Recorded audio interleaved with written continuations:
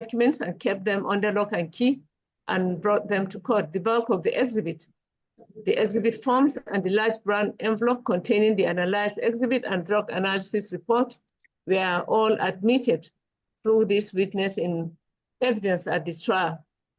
The defendant the defendant declined to cross-examine the PW1 when asked if he has any questions for the witness.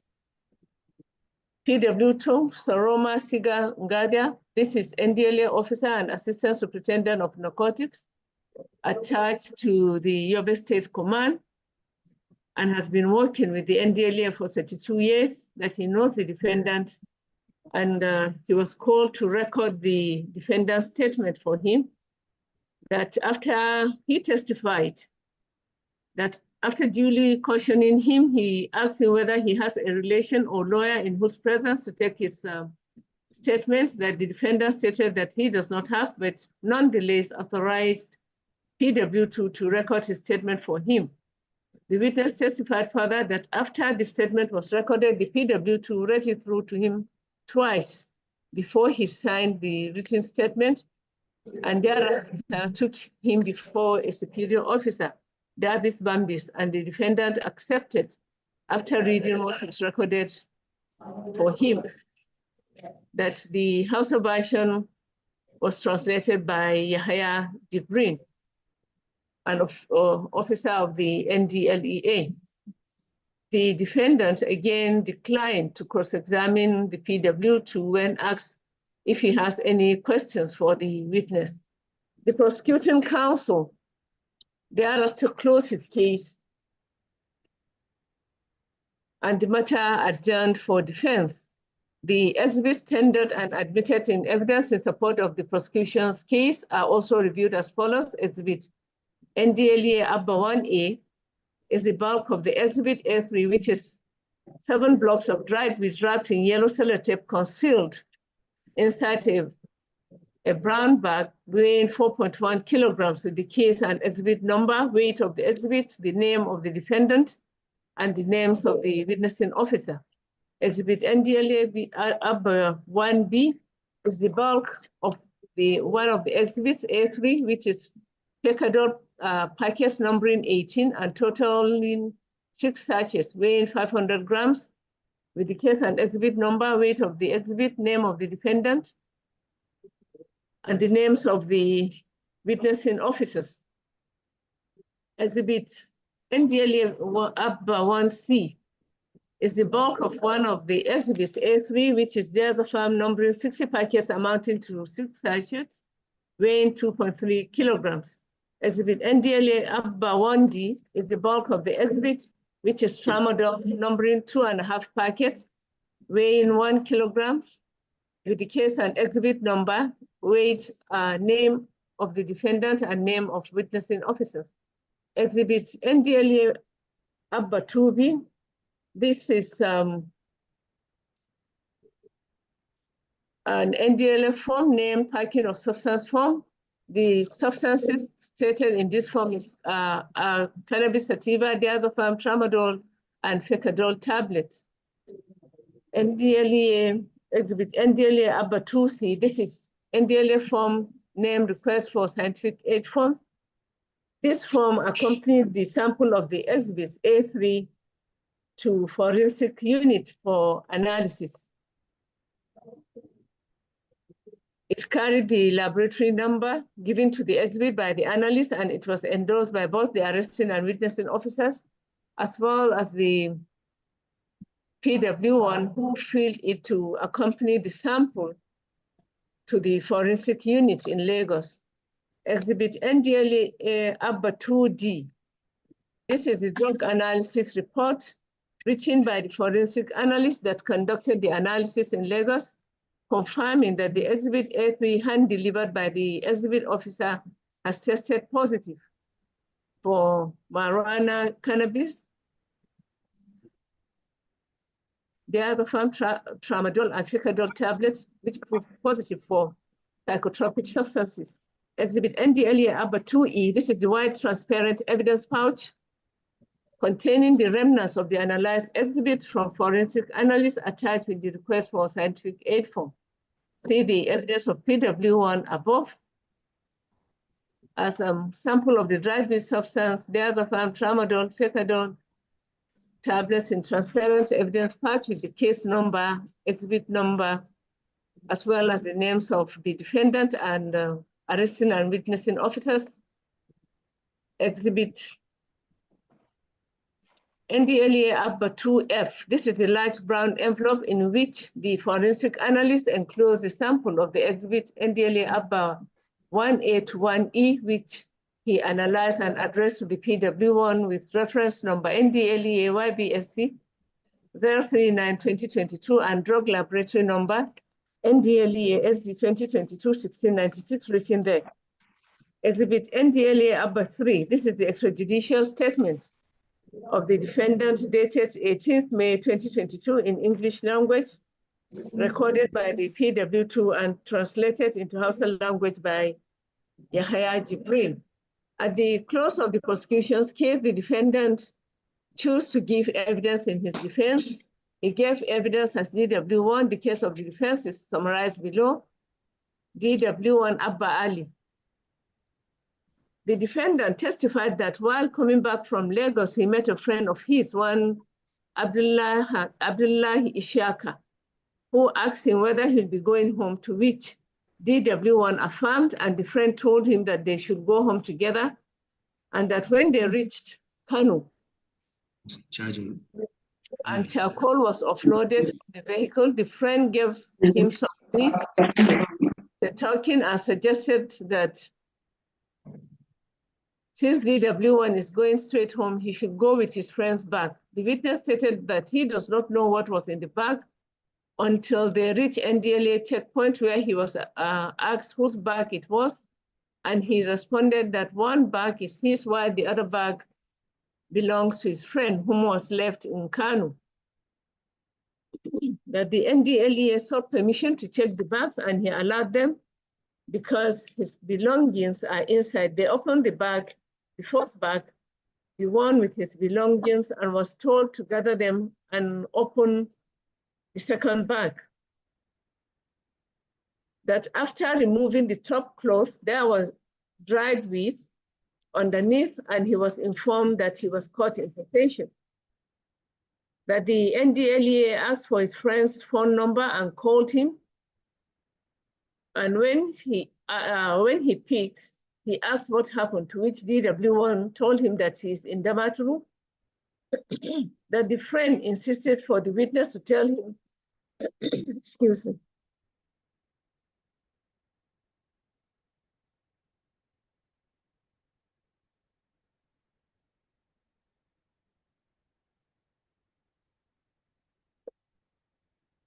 that the friend insisted for the witness to tell him what happened, to which he informed the friend that he has been arrested by law enforcement officers.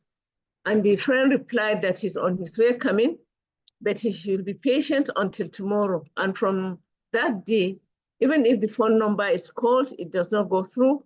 And since then, the witness claims that he has not seen nor heard about the friend's whereabouts to date. The DW1 thereafter pleaded for leniency and stated that he did it inadvertently, that he never knew a friend can put him through this, that he only have his mother and siblings, and prayed for leniency for the crime he committed and was arrested for. Abin sassauci akan laifi da aka kama ni. Under cross-examination, DW1 was asked his occupation, to which he replied, I scavenge for scrapped iron, that he goes to Lagos. Sometimes he pushes wheelbarrows in Atura, Amalanke, Maiduguri, while his friend is a commercial motorcycle rider at Chaba at Lagos, but they are all from the same place, same village. The prosecuting counsel confronted him that he will agree that he had committed a crime, an offense. The DW1 conceded by responding definitely, agree, I committed an offense. The defendant, who is not represented by counsel, concluded his defense, to which the prosecuting counsel declined to address the court. and applied that the matter be adjourned for judgment. Above is the summary of the prosecution's case and the defense put up by the defendant on the charge. In criminal trials such as this one, it is the duty of the prosecution to establish the guilt of the defendant of the offense charged beyond reasonable doubt in order to secure a conviction. See Section 135, 1 and 2 of the Evidence Act 2011. In this case, the defendant is charged of being in unlawful possession of 4.1 kilograms of dried wheat, which has tested positive for marijuana, cannabis, Indian hemp, a drug that is similar to cocaine and heroin. Also charged of being in unlawful possession of diazepam, tramadol, and fecadol tablets, being psychotropic substances. Being a criminal trial, the onus is on the prosecution to establish the guilt of the defendant by proving all the ingredients of the offense charged.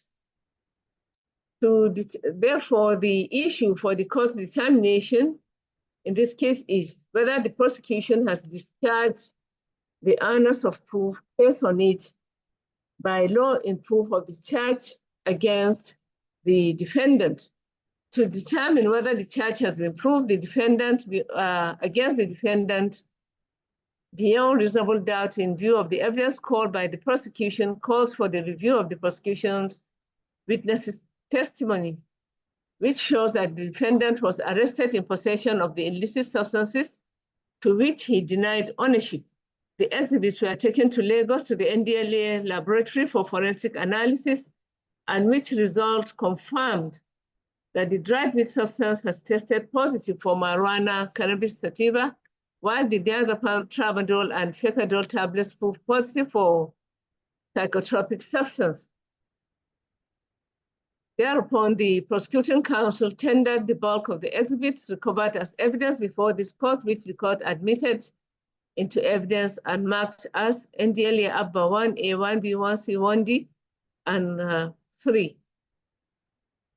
The extrajudicial statement of the defendant is hereby reproduced for ease of comprehension.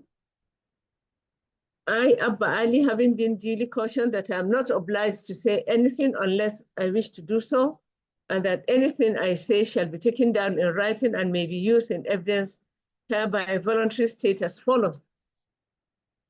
Having been cautioned, I, Abba Ali, hereby authorize this officer, Sigai Soroma, to help me record my statement due to my inability to write on my own. I've been asked to provide my lawyer or family member in whose presence my statement shall be taken, but I, Abba Ali, request that I'll give my statement without my lawyer or family member. I was born in the family of Ali Abba and Fatima 19 years ago. I attended primary school in Gaidam, Goni Primary School, Maiduguri, Borno State. In 2015, after my primary school, I proceeded to Government College Maiduguri. In 2019, because I did not attend class 5 and 6, after secondary school, I started selling metal scraps, and still today, being 18th May 2022, at about 14:30 hours, I was coming from Lagos to Maiduguri when officers of NDLEA stopped the vehicle I was inside, search, and in the course of search, they recovered the following items inside my traveling bag: 7 compressed cannabis in one of the bags. In the second bag, tramadol 225 mg, 1,000 tablets, fecadol 1,151 tablets, and diazepam 3,080 tablets. Immediately, I was arrested and brought down to NDLA office Damaturu.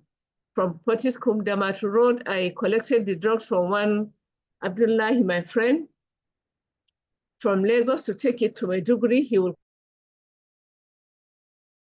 collect it in Maiduguri because he followed a smaller car while he put me on a truck tanker. He only gave me 3,000 for my feeding. I've not taken it for him before. This is the first time I'm taking this for him. I do not know how much he buy it. I just collected it to take it to Maiduguri. The exhibit was tested and weighed in my presence and proved positive for cannabis and psychotropic substance, and gave a total weight as follows: cannabis 4.1 kilogram, tramadol 225 kilogram, 1 kilogram, diazepam 2.3 kilogram, and fecadol tablet 500 gram. All the testing and weighing of the exhibit was done in my presence and other NDLEA officers.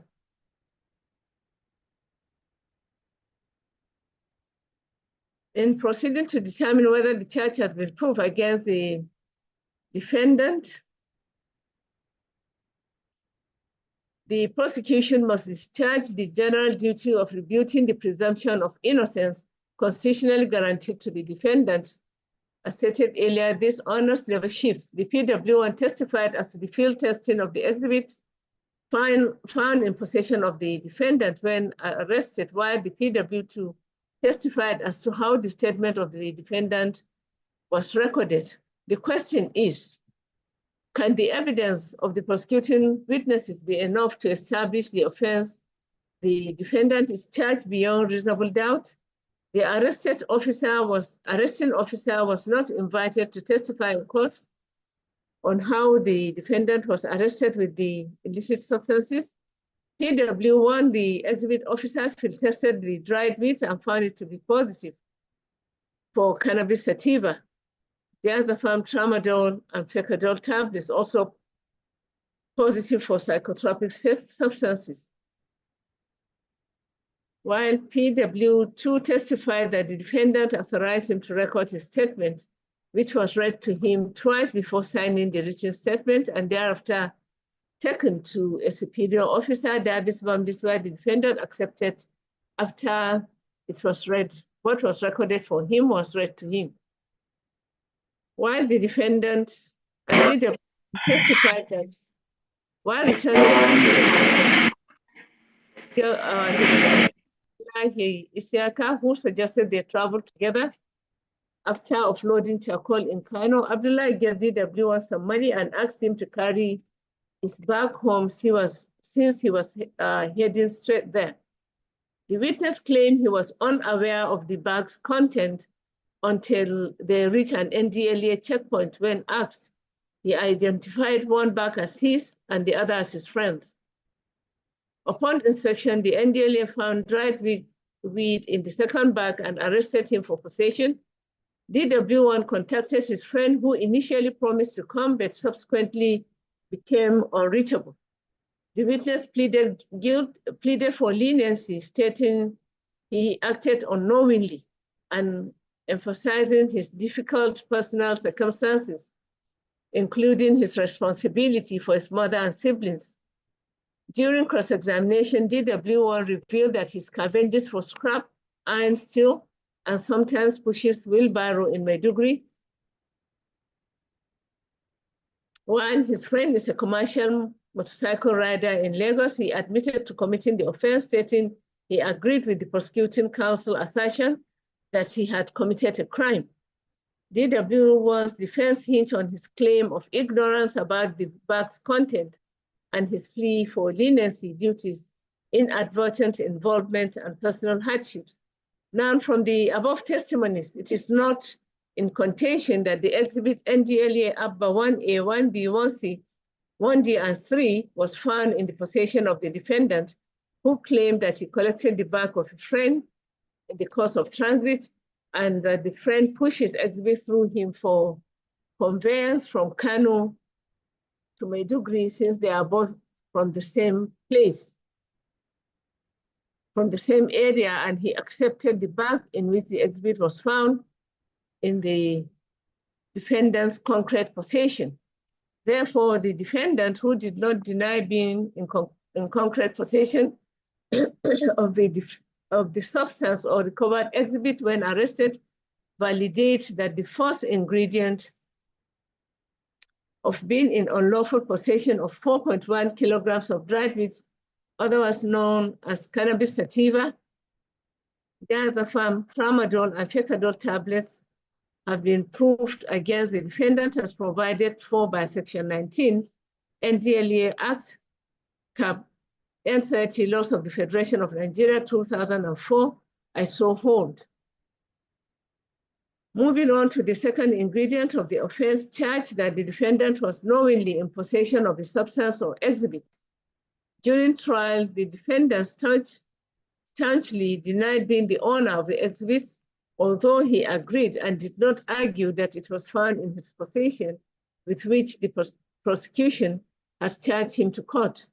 And his insistence that the exhibits belonged to one Abdullahi Isiaka, his friend, who induced him to go with the friend's bag by offering him a token amount, and he stated that he does not know what was in the bag until they reached NDLEA checkpoint and opened the second bag, that after removing the top cloth, there was dried with tab and wiwi underneath, and he was informed that he was caught in possession.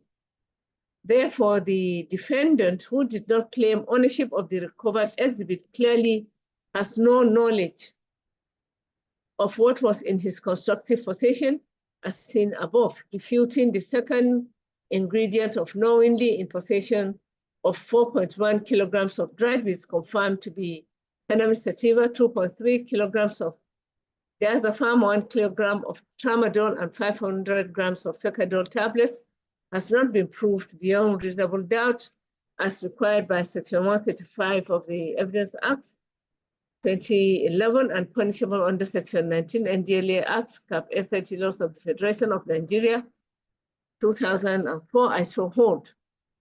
Now on to the third ingredient of the offense charge, that the defendant was in unlawful possession of 4.1 kilograms of dried weed, which has tested positive for marijuana, cannabis, Indian hemp, as well as diazepam, tramadol, and fecadol tablets, which are psychotropic substances.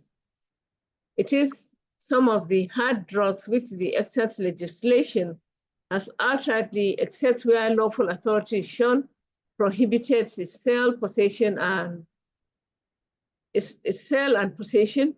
The prosecution has not proved beyond reasonable doubt that the defendant had knowledge of the unlawful substance exhibit in his possession that has tested positive for marijuana, cannabis sativa, and psychotropic substance. After hearing evidence on either side, the question of facts relevant to the determination of the evidence as to unlawful possession is proved, I so hold. And on to the fourth ingredient, that the drug being confirmed is a prohibited drug. By the testimony of DW1 as a defendant, he was arrested on transit, which led to his arrest for being in possession of the illicit substances. The exhibits were taken to Lagos to the NDLEA lab for forensic analysis, and which results confirmed that the dried weed has tested positive for marijuana, cannabis, which is a prohibited substance. So the fourth ingredient is also proved against the defendant. The primary duty of the court of law is to interpret laws and apply them to the facts and circumstances of each case with the main objective of obtaining or achieving justice. From the above reproduced testimony, the defendant has refuted the fact that he is aware and is knowingly in possession of the recovered exhibit. The testimony of the defendant in court is the same with the contents of the extrajudicial statement recorded for him by the NDLEA, thereby corroborating the prosecution's witnesses' testimony, which led this honorable court to the conclusion that the defendant has no knowledge of the dried weeds in his possession. There was no contradiction whatsoever in the testimonies of both prosecution witnesses and the defense witness in this case, which goes to say that the defendant, as DW1, is a witness of truth. From this analysis, it is obvious that the prosecution has not disclosed a prima facie case against the defendant, as one of the ingredients of the offense has not been proved. Consequent upon my findings above and in line with the decided authorities cited, I hold that the offense of possession of unauthorized narcotics and psychotropic substances has not been completely established against the defendant. The prosecution has failed to discharge the onus of proof placed on it beyond reasonable doubt in this case. Therefore, I have to resolve the doubt in favor of the defendant, and I so resolved. Consequent upon my findings above, the defendant is entitled to a discharge and is therefore acquitted. This honorable court admonishes you to stay true to your words and continue to live an exemplary life, seeing that you are a young person with your life ahead of you. In the final analysis, the dried weed substance confirmed to be cannabis sativa, diazepam, tramadol, and fecadol tablets confirmed to be psychotropic substances shall be returned as exhibits to the office of NDLEA and shall, as condemned substances, be confiscated and forfeited to the federal government of Nigeria and shall, pursuant to the extant laws of Nigeria, be destroyed by the NDLEA by burning.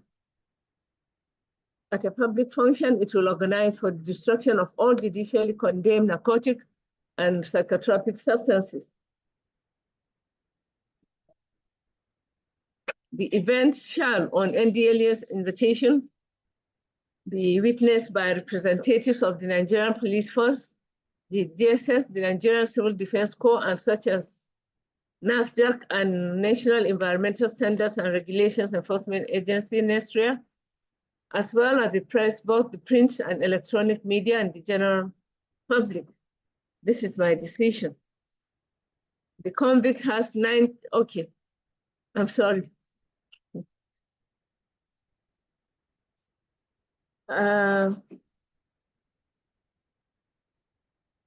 Correctional Center, are you still there? We seem to have lost them. Yes, my lord. Oh, are you still there? Yes, my lord. Okay.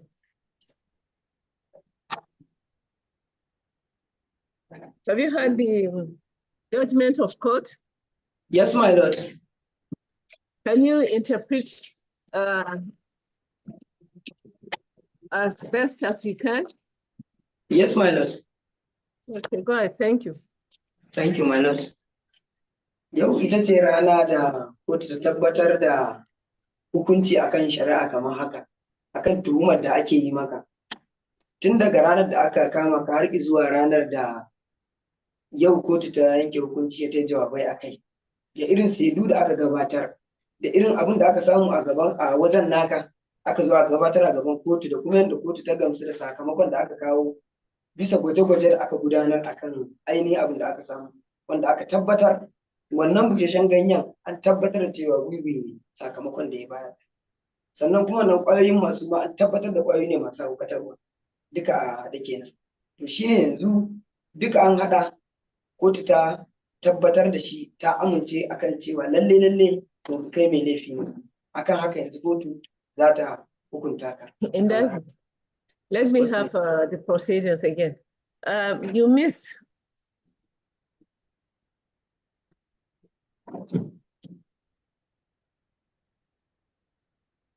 Yes. Can you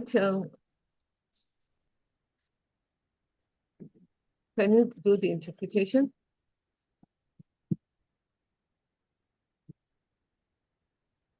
Yes, I have the microphone. The other, okay, we should mute our devices. Yes, go ahead.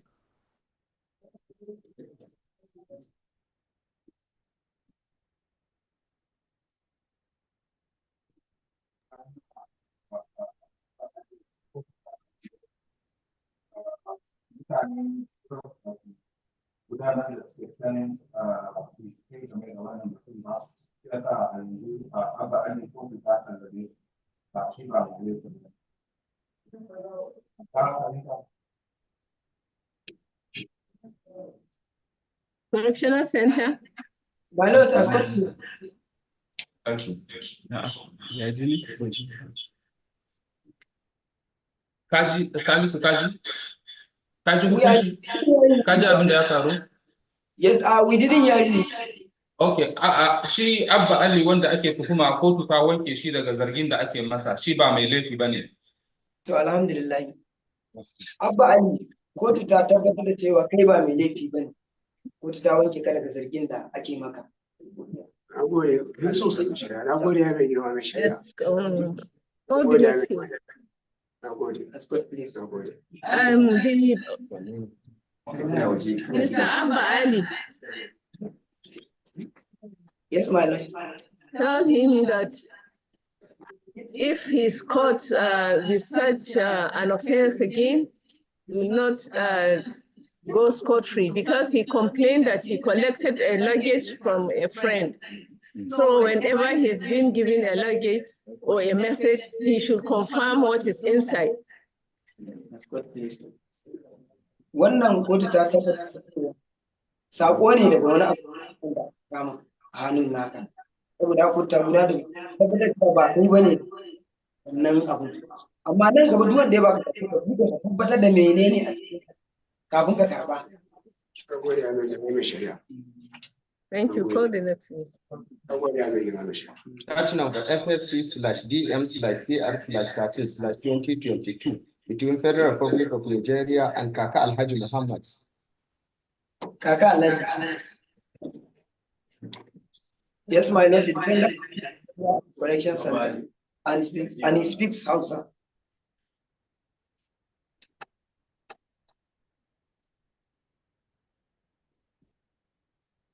Okay.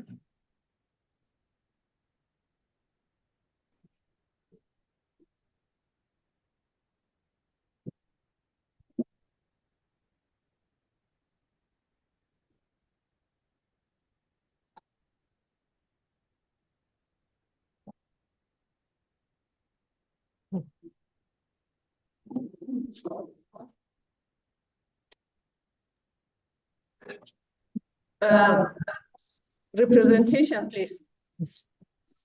With proper respect, my lord. F.I. Nakintemi. DDL from the Aegis Chamber, appearing for the complainant.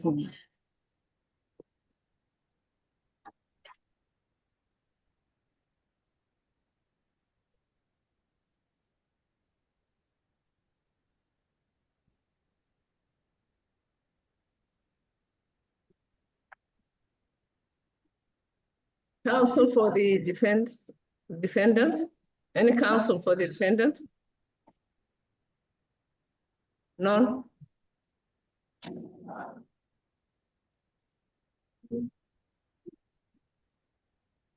And then what did you say?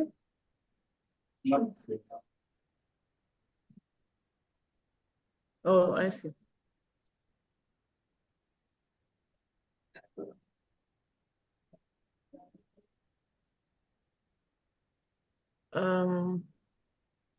Counsel, yes. Yes, my lord. Yes, my lord, the matter is adjourned to today for adoption of our final written address, my lord. Subject to the court convener, my lord, we are ready. Thank you, counsel.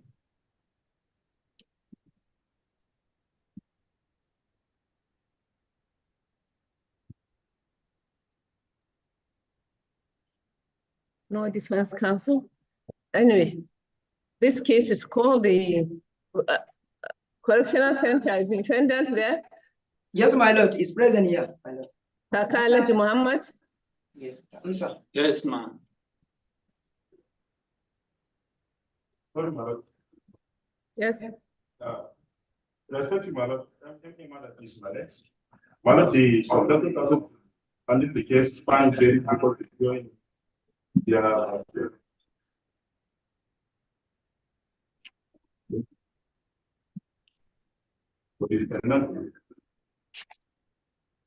Counsel, your submission again? My lord, the counsel to handle the matter is I of the Malik. When he find it very difficult to join you, Okay. you have virtual time. Thank you, Counsel. This case is called the defendant is present. Both parties duly represented by their respective counsel. The prosecuting counsel expressed her readiness to adopt their final written address, which I had ordered when the defendant's counsel closed their case.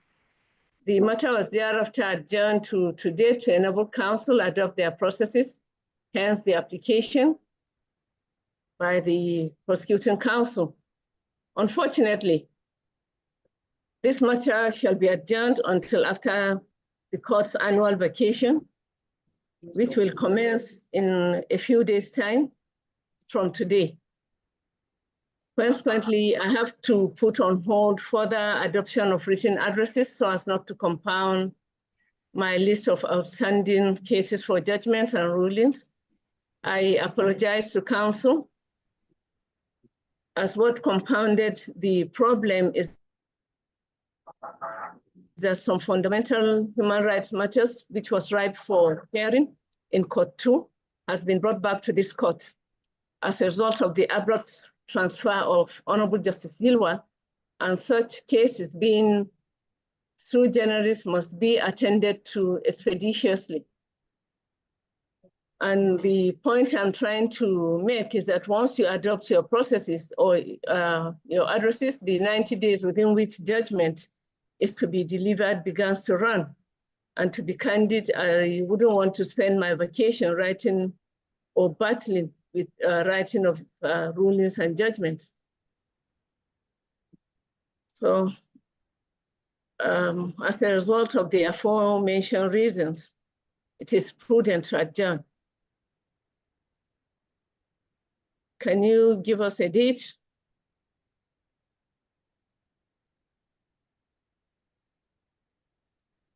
In the circumstances, the adoption of final written addresses is hereby adjourned to the 31st day of October, 2024.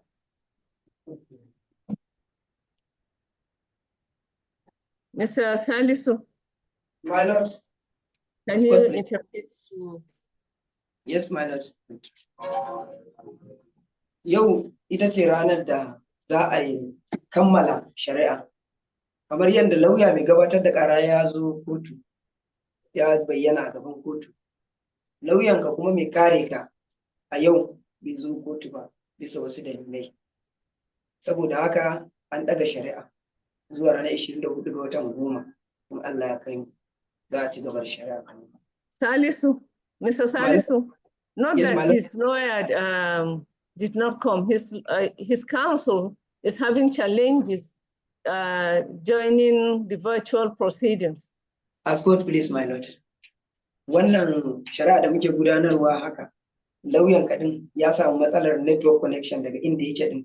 Babu ƙarfin network da zai haɗu a samu a gudanar da shari'ar, shine uzurinsa. Shine dalilin da ya sa aka daga shari'a zuwa ranar 24 ga watan 10. The reason is the Federal High Court will be going on vacation very soon. Yes, my lord. It's one of the reasons. Dalili kuma dalilin da isa yanzu daga shari'a zuwa ga ran 24 ga watan 10 saboda Federal High Court din da a tafi hutun alƙalai in Allah ya sa an dawo ne. Thank you. My lord. Please call the next case. As what please. Charge number FSC/DM/CR/21/2021 between the Federal Republic of Nigeria and Ebenezer Oji. Ebenezer Oji. Yes, my lord.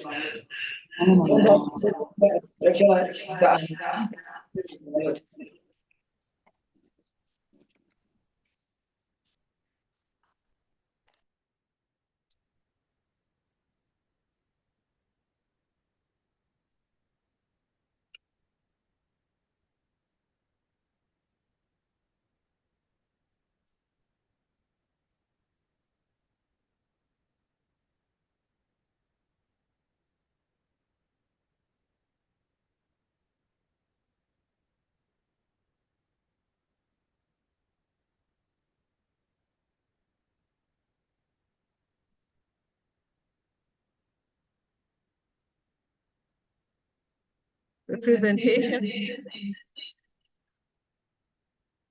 With profound respect and humility, my Lord, M.I. Bamai, appearing with F.A. Muhammad, both DL, my Lord, appearing for complainant. F.A. Muhammad. Yes, my Lord. We both appear for the complainant, my Lord. Okay.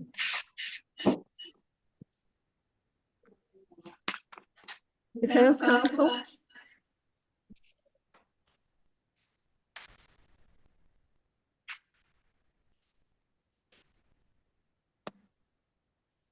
Yeah, muted.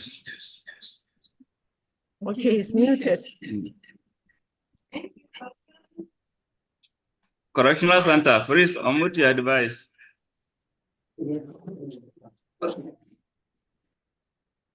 To profound respect and humility to my Lord. Yes, go ahead, counsel. With profound respect and humility to my Lord. MH Aucha, I humbly announce my appearance for the defendant. Yes. The matter is for defense to my Lord, and we are ready.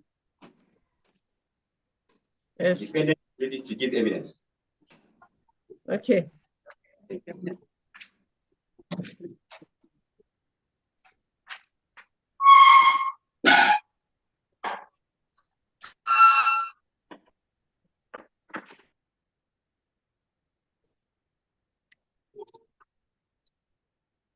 Salisu. Yes, my Lord. Yes. Today we are going to give an evidence against myself. Come here. So let me affirm myself. I, Salis Isa, do solemnly interpret God proceedings in English and Hausa language and vice versa to the best of my ability. So help me God. So you should raise up your hand. Whatever you say it. Only when I say I, so you should mention your name. I, Ebenezer OJ, do solemnly affirm the evidence that I shall give Ebenezer OJ, I shall give the evidence in this case, the evidence in this case, in this court, shall be the truth, the whole truth, nothing but the truth. So help me God. My Lord, the DW1 is ready, is affirm, is male, adult, and a Christian, my Lord.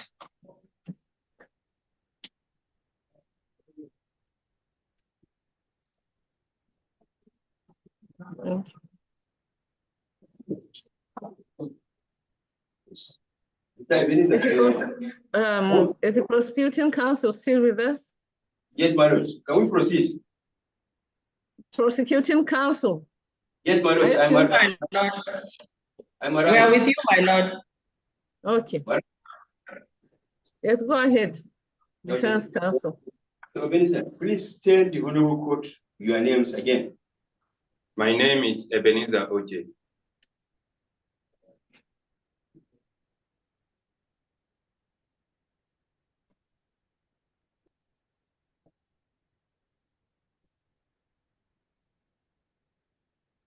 How old are you? Yes, my Lord. How old are you? Yes, I'm asking of his age. I'm 37 years old.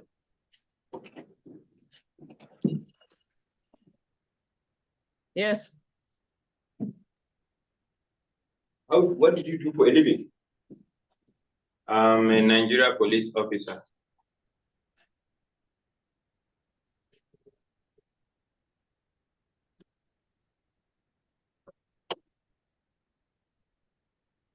What is your tribe? My tribe is Uneme.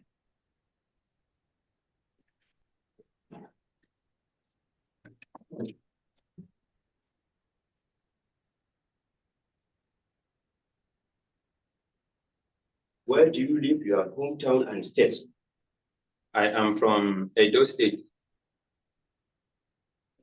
Akoko Edo local government, Edo.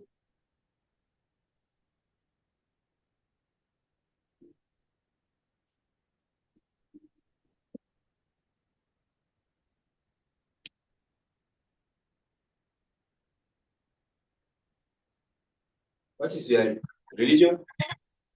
Christian. What is your religion? Christian.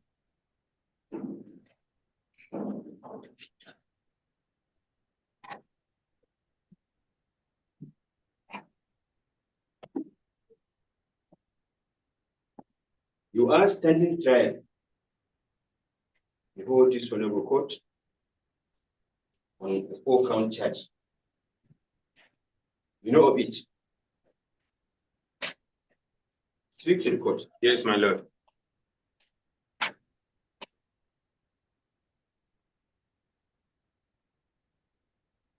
You are now going to give evidence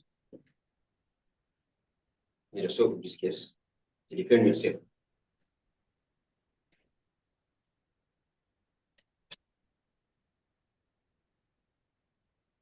Having said you are a police officer, tell the honorable court when you were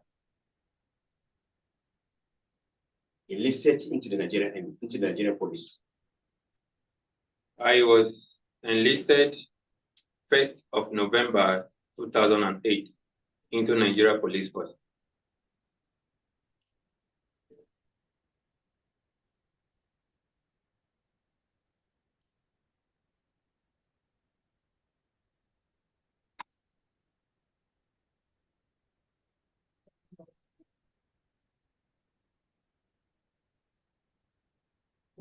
What is your rank now? My rank now is sergeant.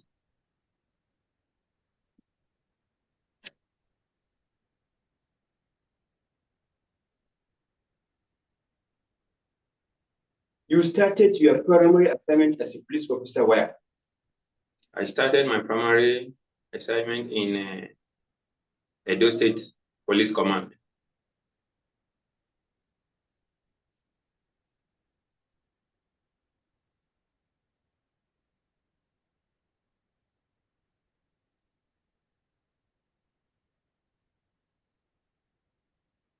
When? From 2008. 2008 to 2010 as a conventional police.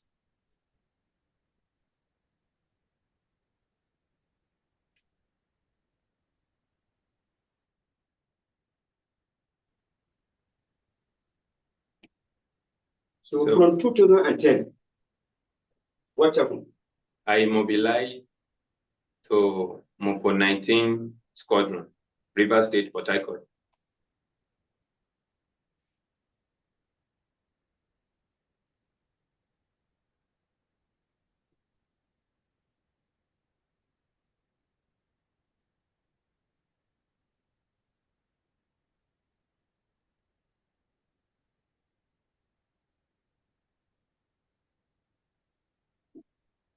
From when to from 2010 to what date? To date, Date.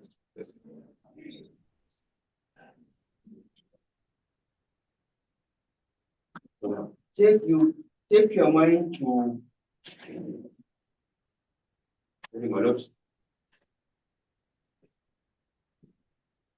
the 25th of July 2021.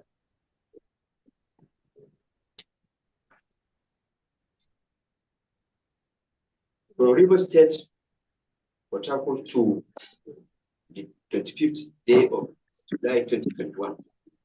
Tell the court, where were you after your assignment at River State, Port Harcourt? my lord, on the 8th of January 2021,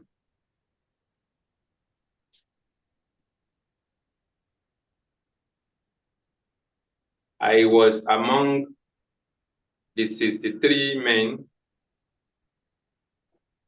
that was sent on a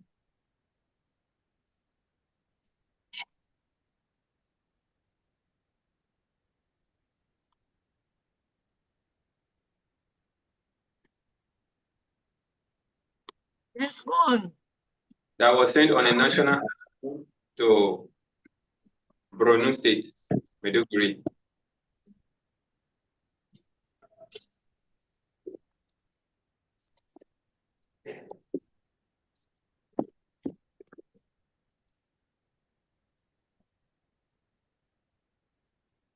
Please, can you just talk? Yes. So I was there on this special assignment. What's the special assignment? We are to fight insurgency, fighting insurgency in Borno State. On the 25th July 2021,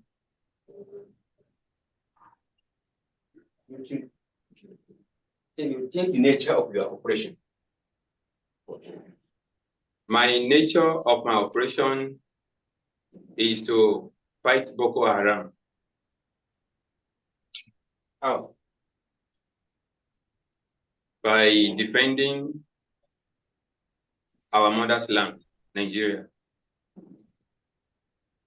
With what? With arms and ammunition.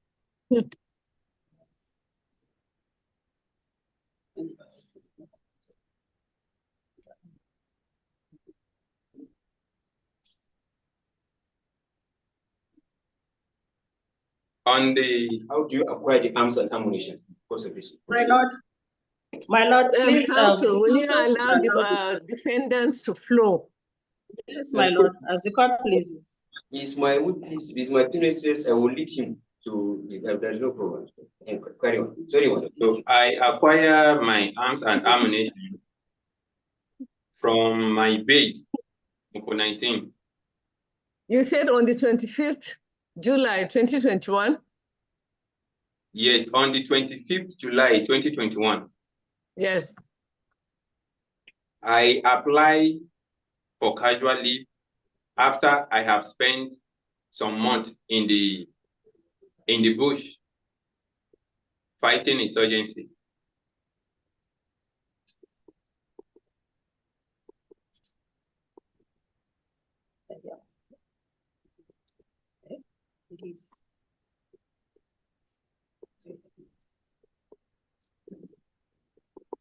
Go ahead.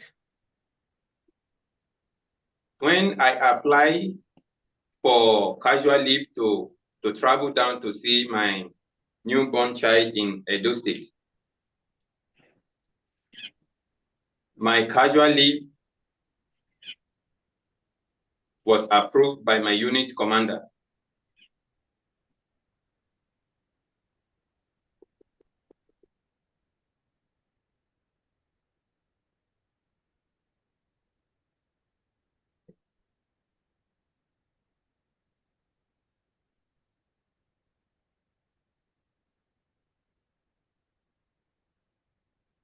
But due to the nature of the operation in Borno State over there,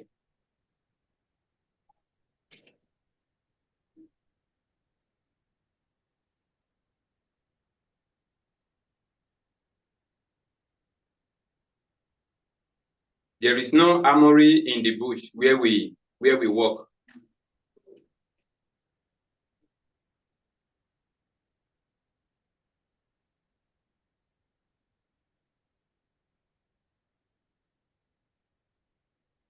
And it was also known to every one of us that we are not to collect another man's weapon with our own weapon.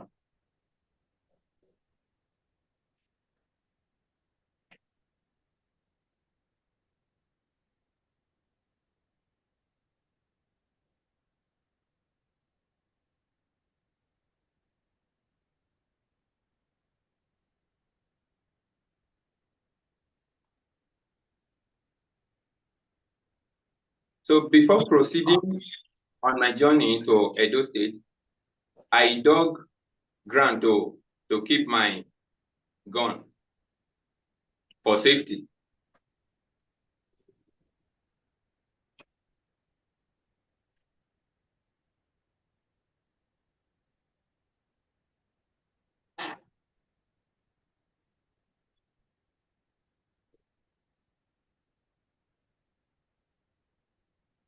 The ammunition that I was arrested with cannot be kept in the soil.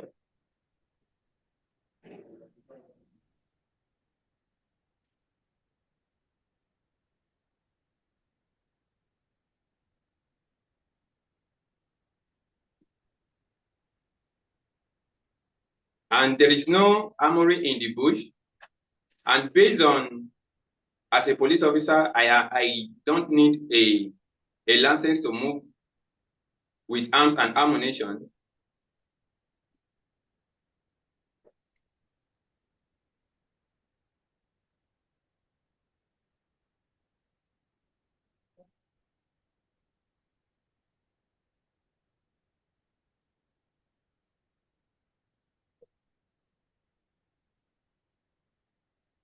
Before proceeding, there is one of my colleagues we worked together before who was serving in Yobe State here, Mopo 73.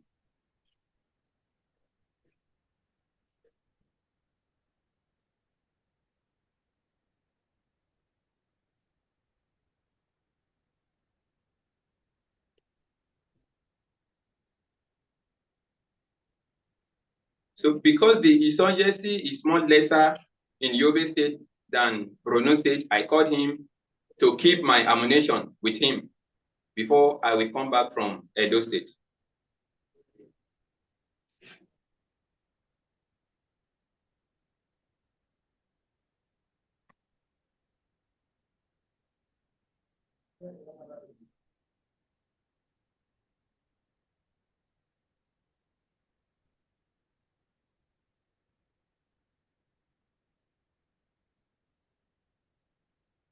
So on my way in the bus, then it was past 10 in the morning.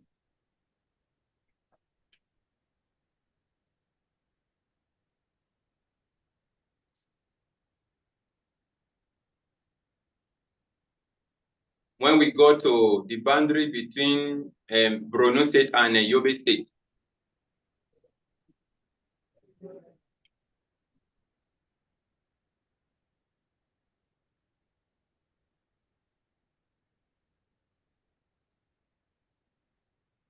So the military in the border there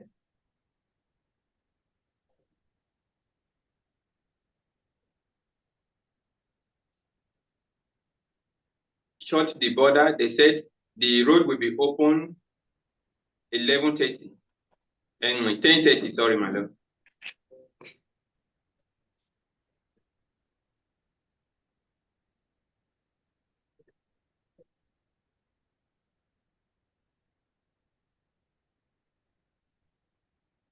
So based on my health on that Sunday, 25th of July, I was not that sound.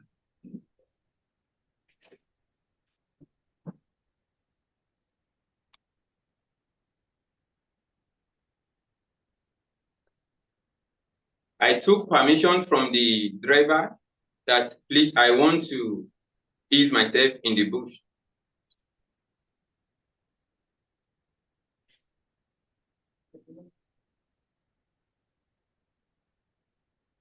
Which he said, if the road is open, he will not wait for me. He will not look for me.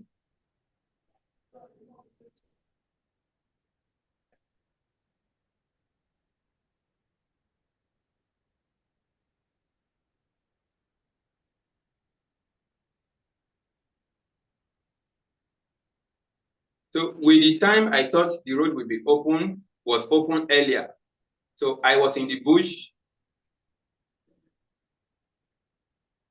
when the vehicle started moving.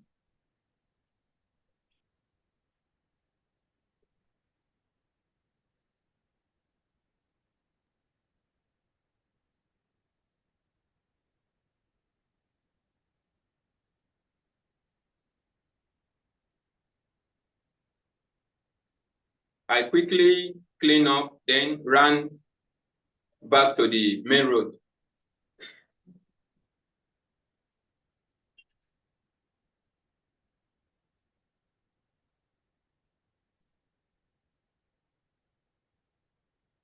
At the spot, I left the box that I boarded to Abuja.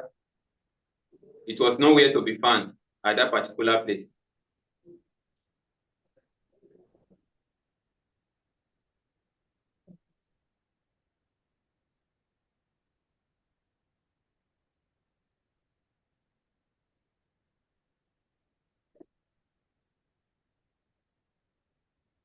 I was worried. Then I ran to the military men who were on duty on that border.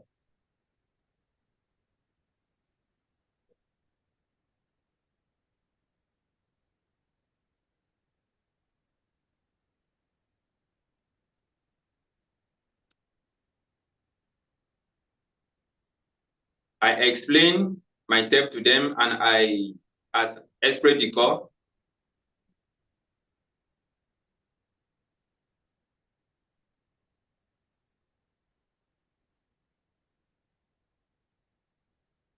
So the same bus that I boarded from, which is called Bruno Express bus. So they stopped another one for me to locate the one that I entered.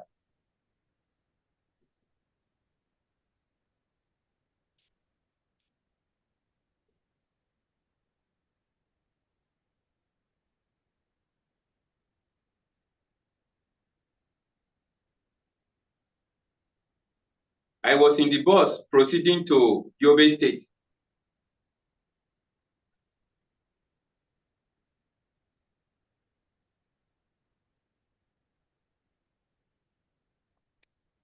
The driver communicated to their park in Borno State. He called their chairman to explain the situation on ground to him.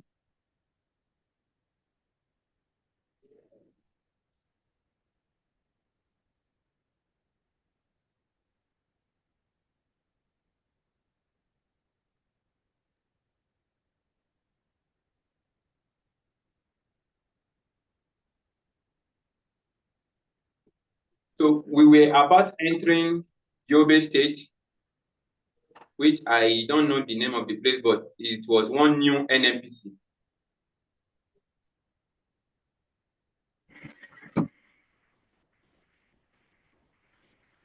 About entering Yobe State? Yes. So it was then my phone rang. My wife called me.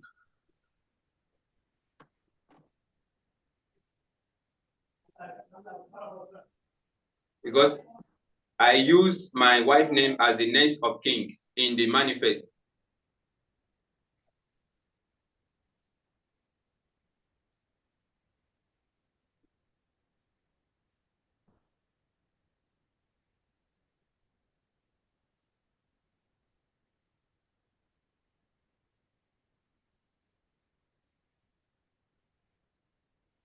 At that checking point, they have contacted my wife that I have entered bush, that I was nowhere to be found.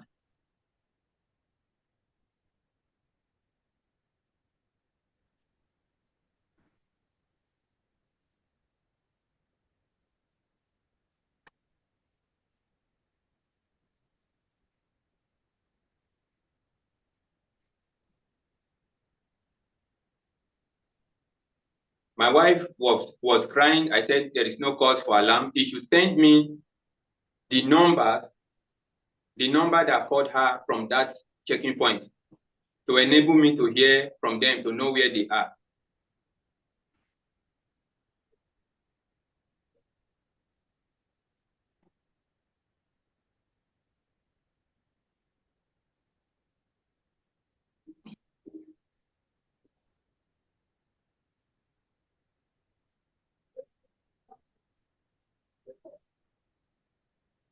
So when I called, the driver was speaking Hausa. I did not understand what he was telling me on phone.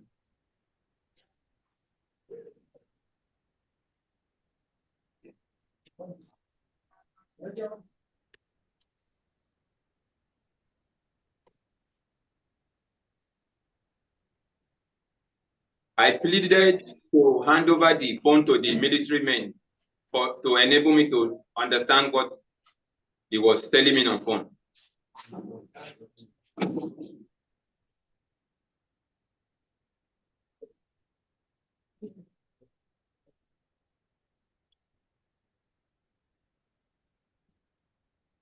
The military men collected phone and asked me questions on phone.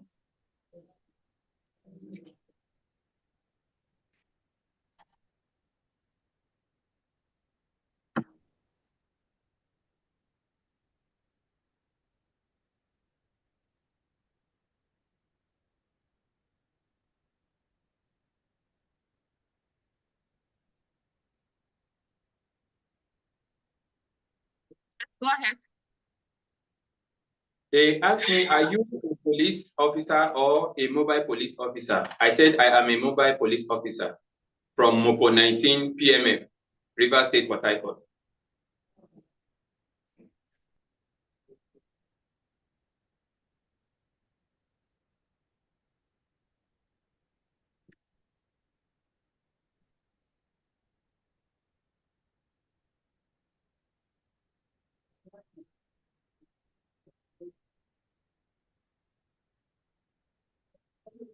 So I was ordered on the phone that I should turn back to that same checking point.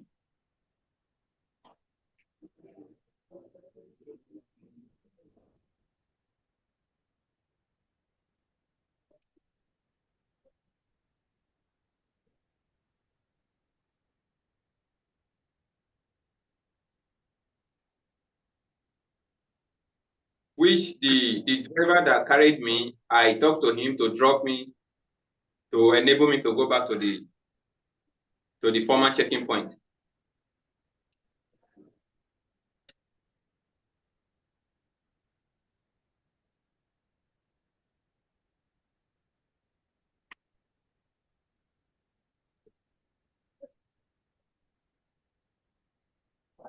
I was stranded for some minutes in the front of the NMPC before I saw Nigeria police healers heading to Borno State.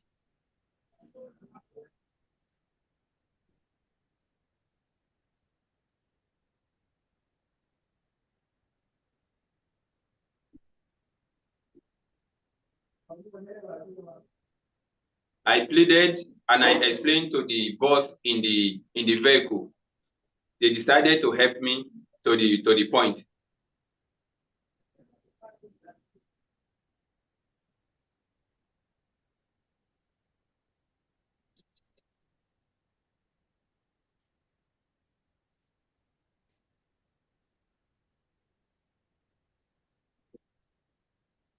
He asked me what are the things that was inside my bag, that why are they demanding for my presence? And I explained to the man in the vehicle, the boss in the vehicle.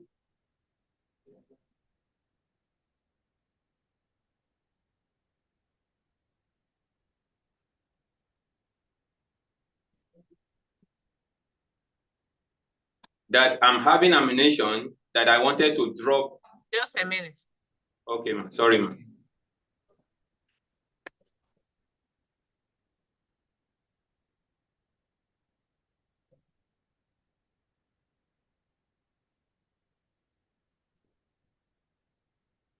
Yes. That I was having ammunition in my bag that I wanted to drop with one of my colleagues in Yobe State before proceeding to Edo State.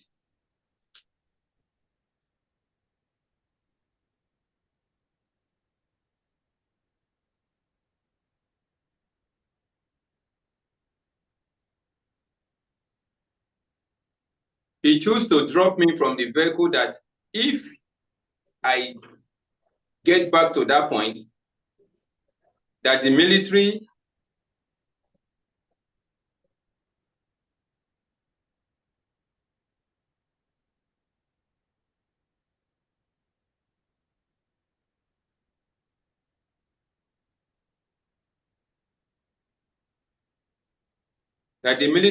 will put allegation on me.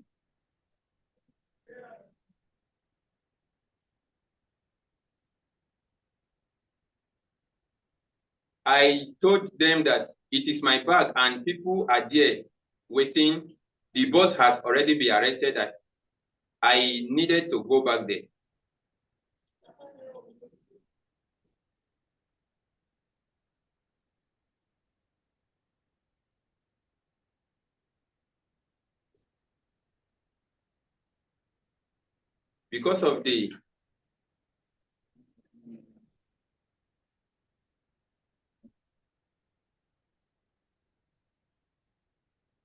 Because of my clear conscience, truly I went back to the point.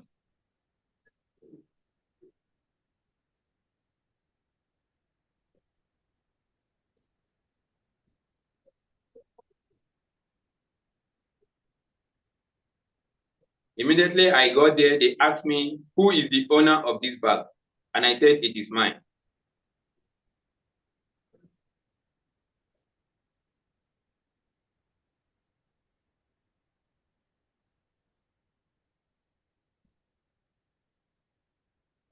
Immediately, the other passenger were discharged to proceed to their journey.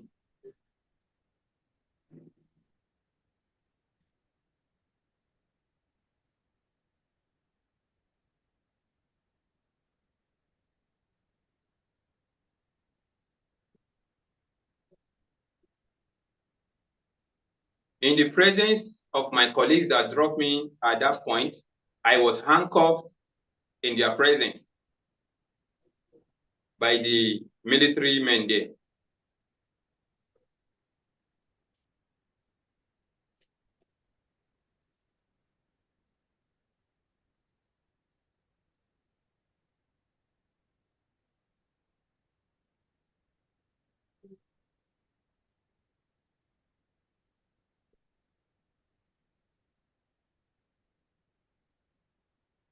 Which the boss said, I warned you, but you did not listen to me. Then they left.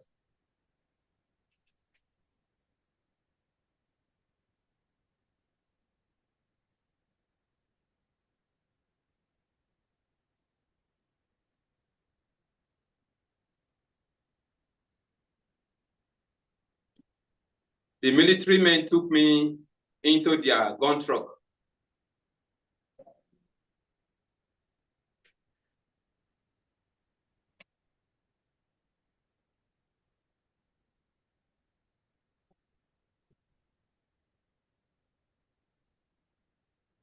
They drove me to the bush, their camp in the bush.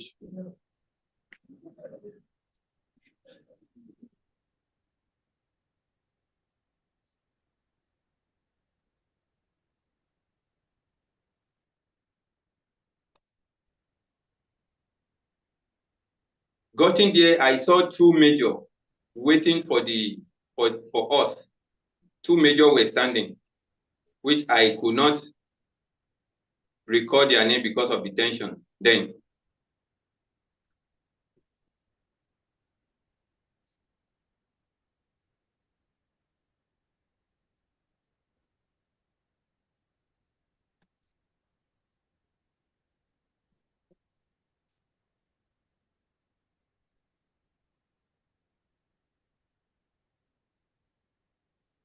The one of the major said, why are they bringing me alive?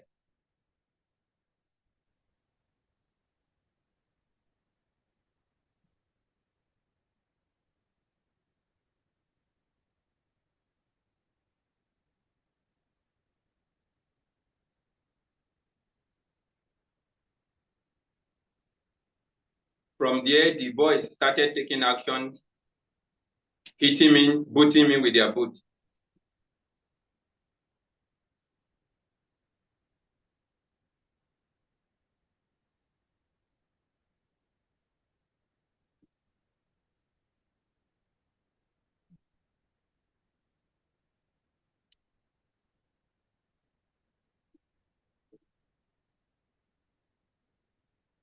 It was raining that day. I was asked to be doing frog jump on top of stones.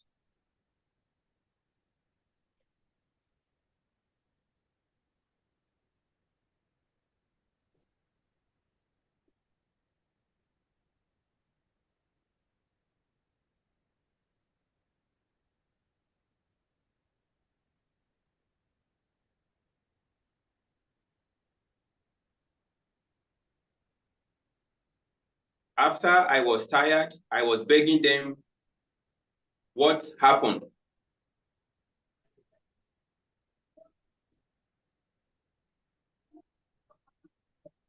They have been maltreated me in such manner.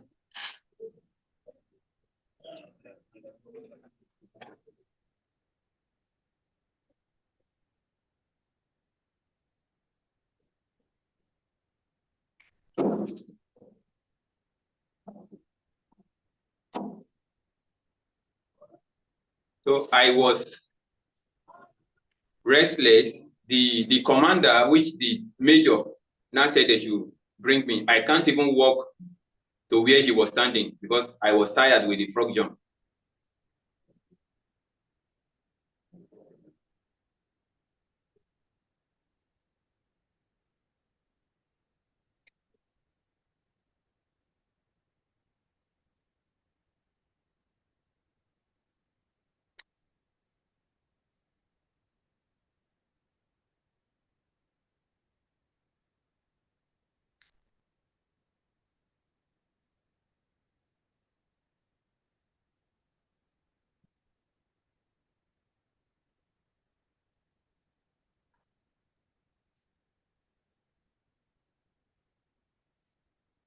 Is that all? So he now gave me a condition.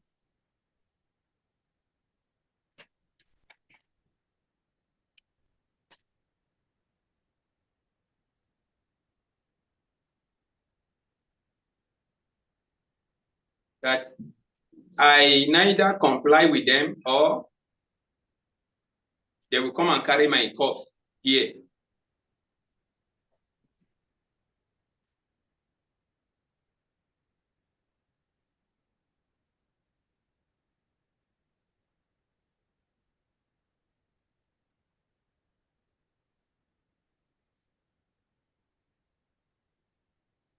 I keep asking them what is happening and what is my offense.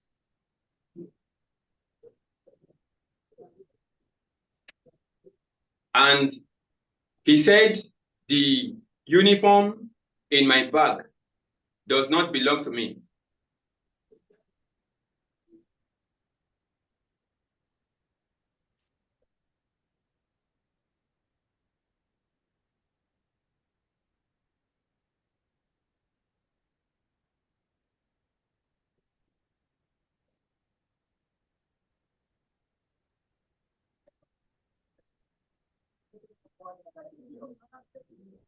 I said everything, the uniform are mine, that I am a serving. What happened? Where were you taken? What happened? Quickly.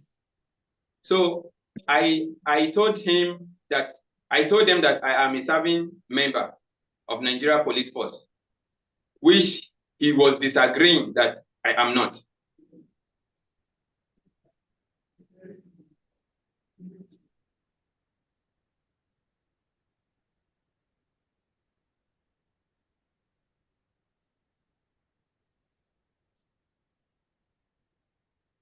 So he brought out his smartphone and he said this is what he needed from me to comply with them. His weapon? He brought out his he brought out his smartphone. The major brought out his smartphone that I should comply what he wants from me.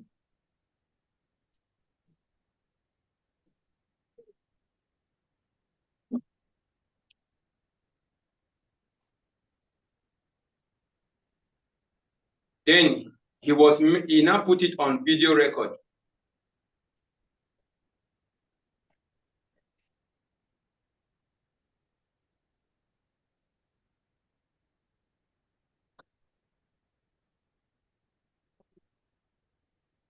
He asked me question, how many uniformed men have I killed to enable me to be in possession of those uniforms in my bag.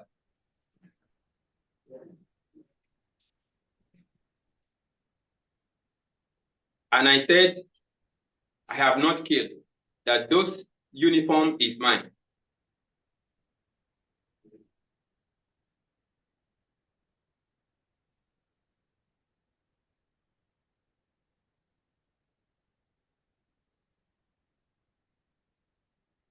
Yes. Then he ordered his boy that I am claiming strong head, that they should dial my number. Then they slapped me from back that I am not ready to comply with him. So the video, he ended the video again. He said he's going to start asking me that this is what he wanted from me. That this ammunition in my bag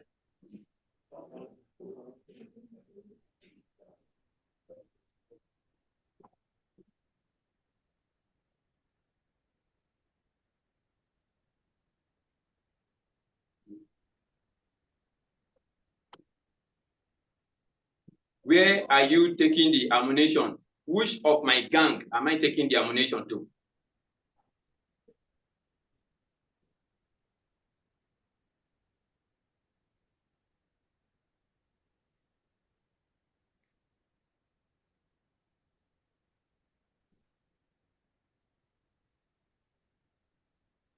I said, as a police officer, I don't have gang, but I have a colleague.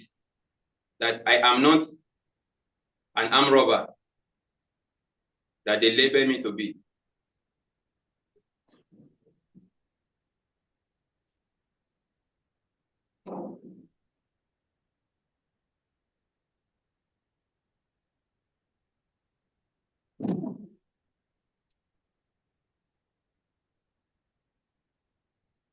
Now, I explained to them I am dropping the ammunition in Yobe State here. They disagree with me. They said no, that I am going to supply criminal.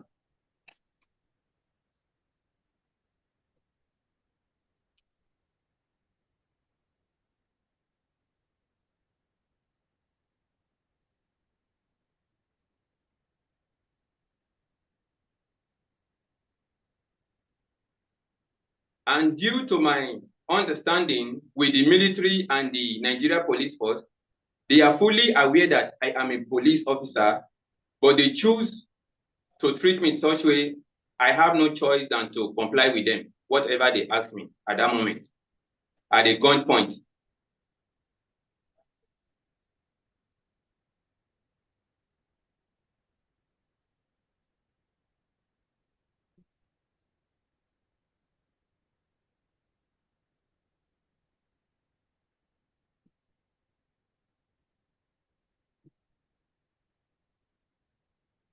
To save myself, that is why I had to comply with them in the bush there, because I am fully aware that they will hand over me to police, where I will have my liberty to, to, to state what really happened.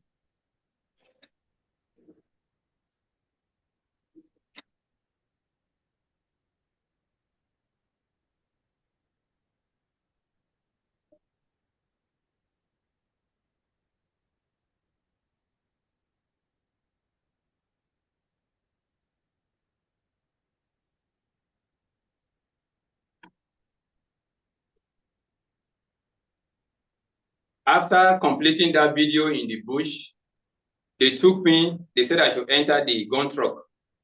I was taken down to Yobe State, back of government house, detention facility.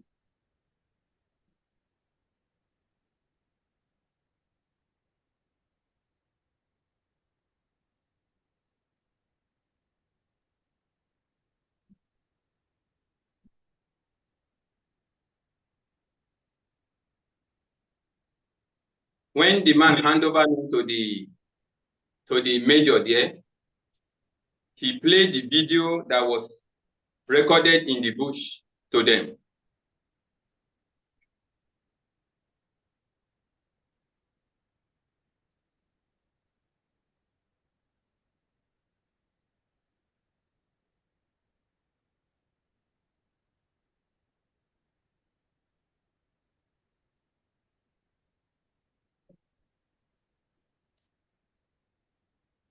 So I pleaded for me to make contact to communicate. I was refused.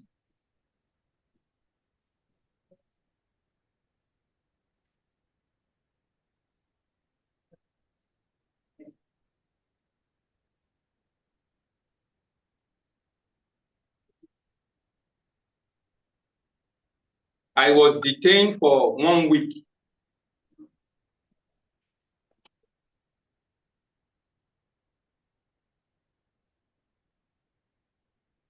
It was after 6 days, they took me out to record my statement.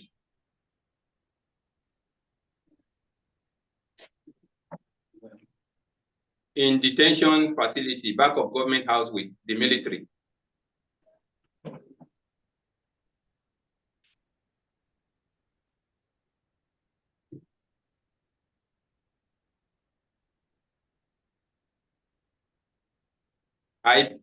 I pleaded for me to call if I can engage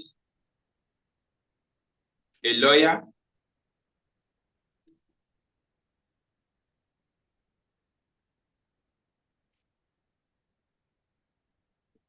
They said this is just a minor issue. I should comply and write my statement that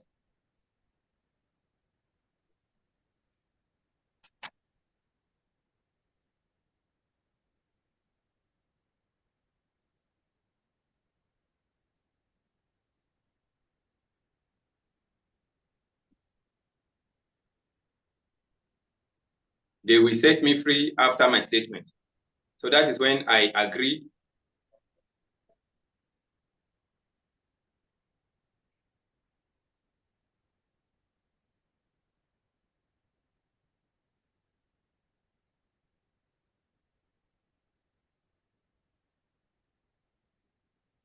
So they gave me paper. I wrote my statement by myself.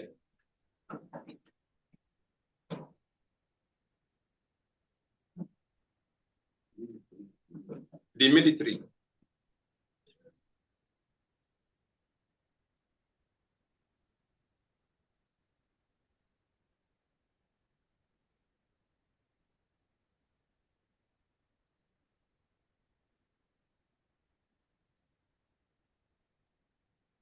The IPO, the military IPO, which his name was Last Corporal Shehu.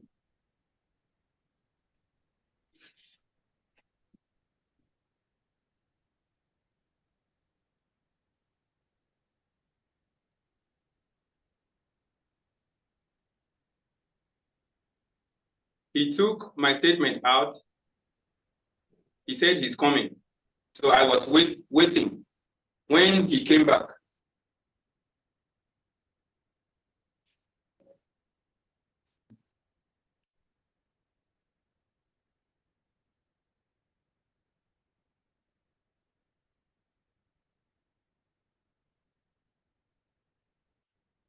Yes.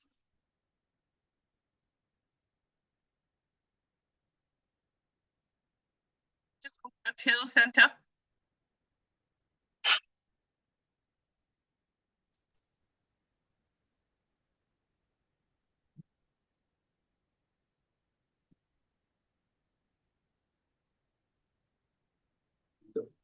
Batisco Correctional Center.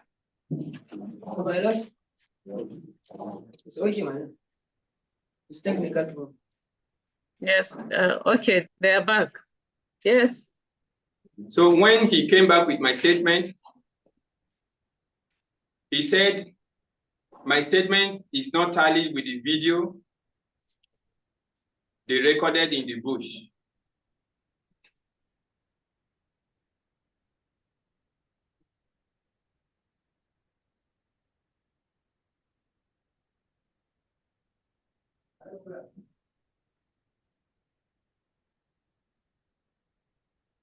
I said that video was not really what happened, that I was tortured, and look at the condition why I had to accept with them.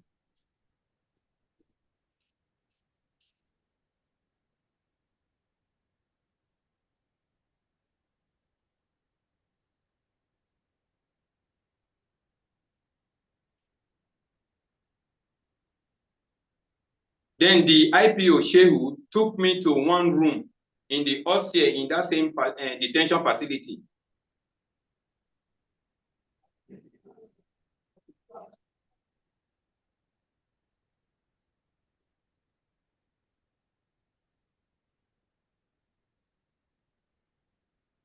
He said this is their engine room, this is their torturing room, that if I choose to comply, that the ball is in my court.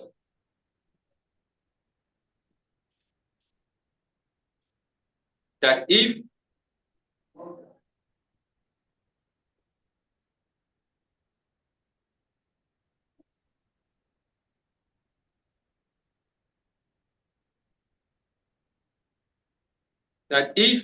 I want to be tortured the way Boko Haram has been tortured, that I should not comply with them.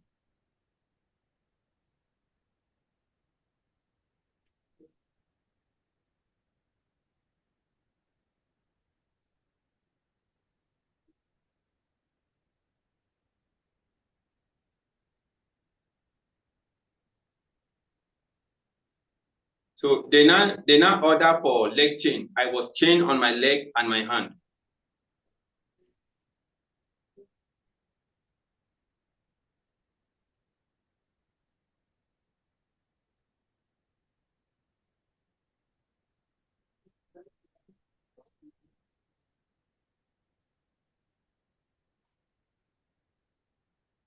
So I was crying and I begged them that I want to see the video so that let me write whatever they want and let me go.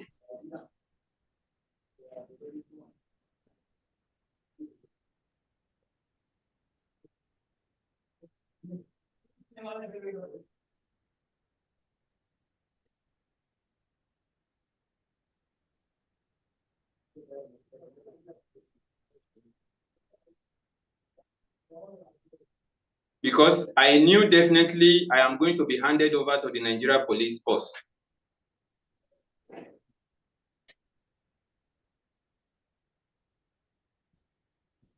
For further investigation.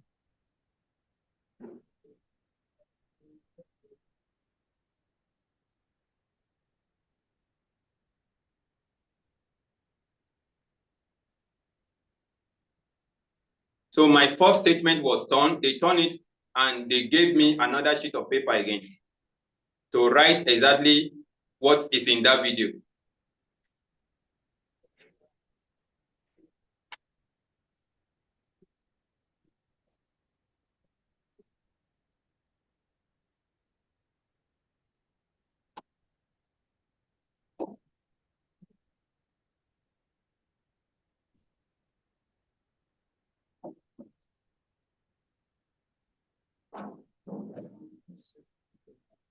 So their commander said, since I have admitted part of the video, that this one is okay for me to be prosecuted.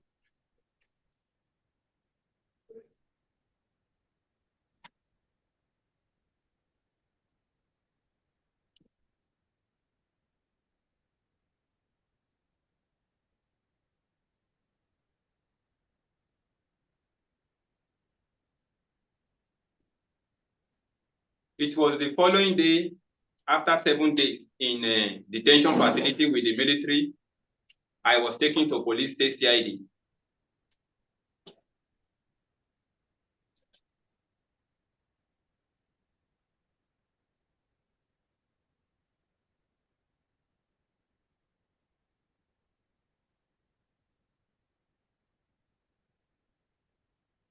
When we got to police state CID, they took me before the DC.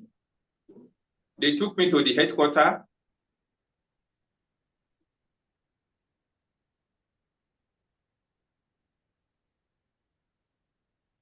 From the headquarters, I was referred to be taken to police state CID.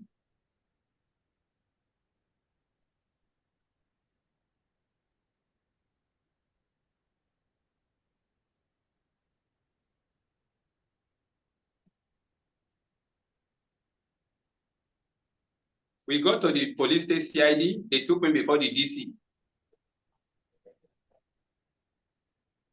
And which the military entered the office before me. I was outside when the military men entered to explain or to talk with the DC.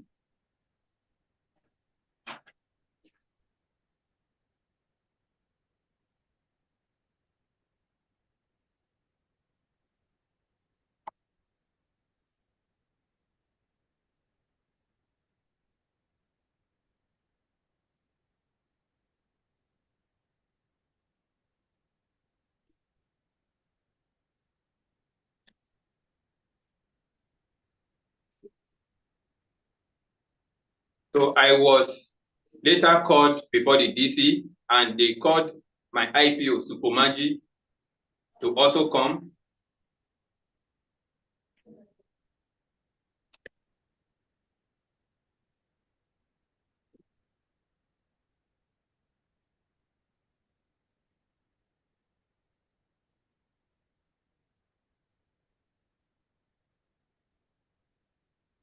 I sat on the floor.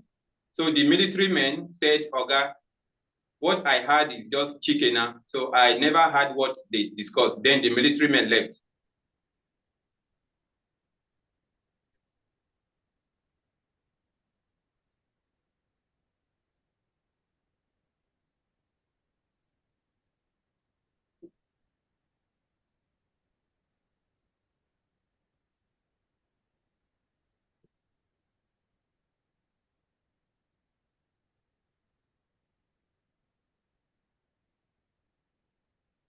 The DC now asked me a question that am I the policeman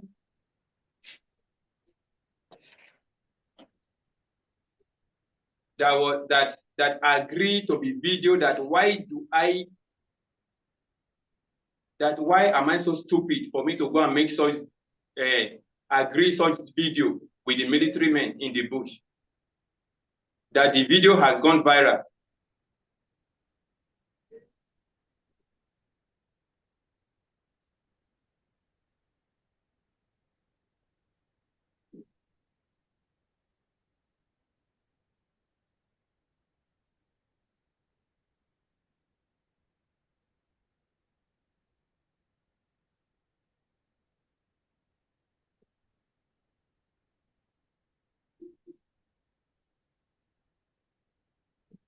The place which is before the DC that I thought as a father, as a boss, he would listen to me, but he did not listen to me.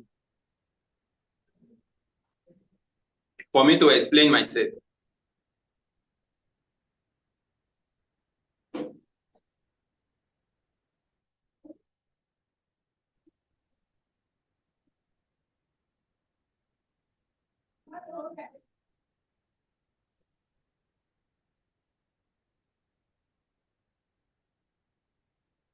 So not to disobey the order, I was quiet, and he ordered the IPO to take me out.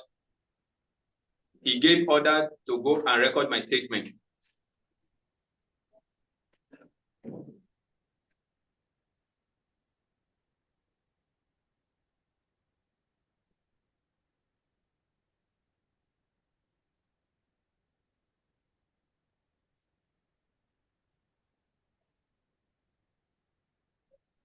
Getting to the IPO's office, he talked to me as a friend, as a colleague. He was smiling that I should be calm. So, which really I was calm.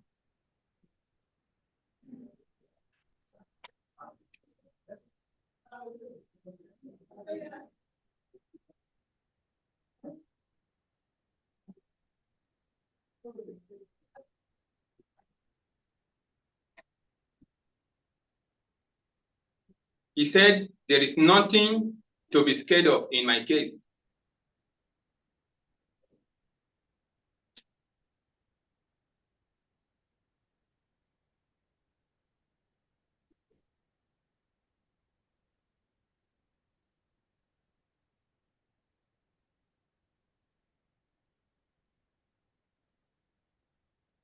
That a similar case that one police mobile was involved to was released a week before my arrival.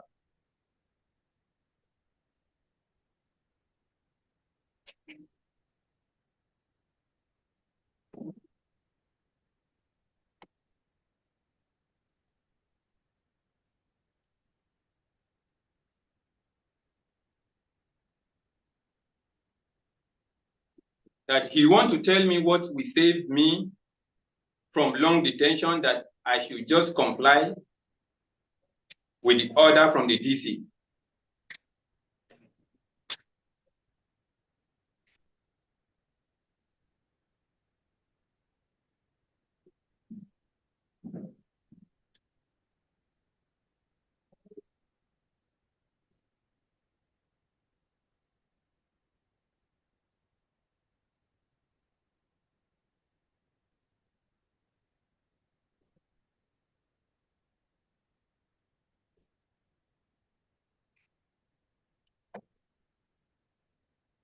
So my IPO said he promised that after my statement, that he knew that the DC will call my commander and he will release me to him.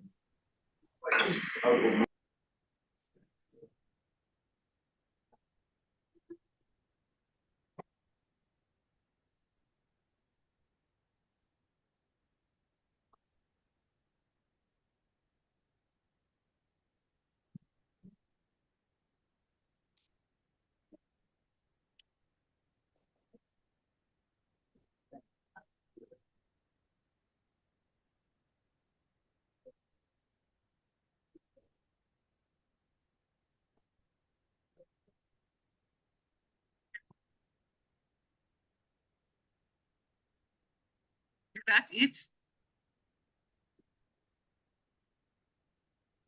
So he now said, I need to write my statement.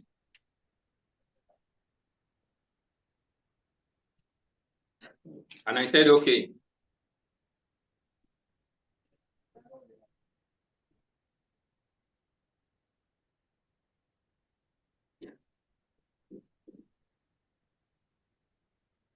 He gave me a sheet of paper to write, and I told him that I cannot write now unless I contact my family for them to know the situation on ground, to get me a lawyer.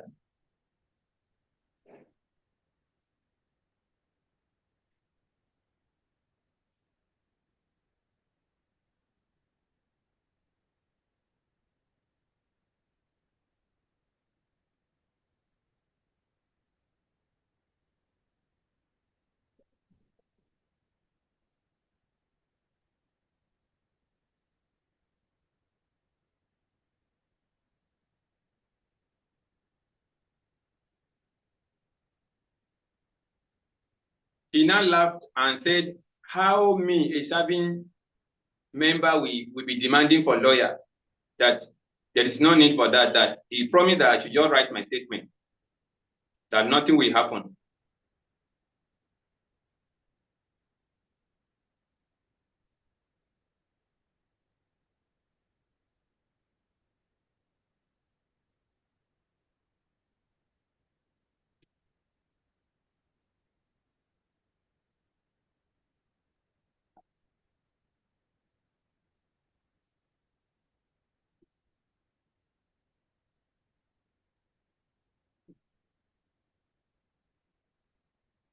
Then I said, if he refused me engaging a lawyer,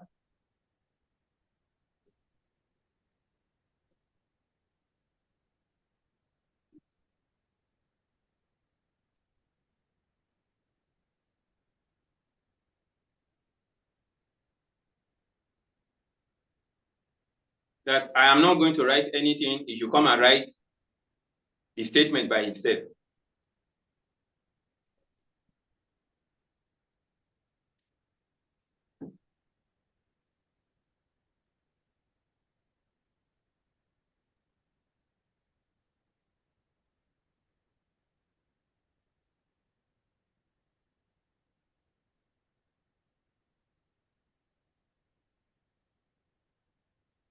Then he gave order to Inspector Ibrahim to go and detain me, that I am not ready to comply.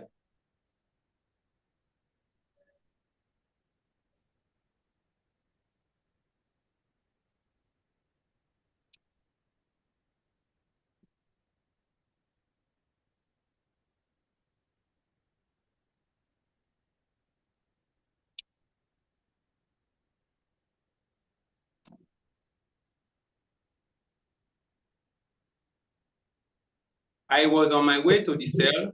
I had to think twice again. My family has not heard from me because he promised after my statement I will communicate.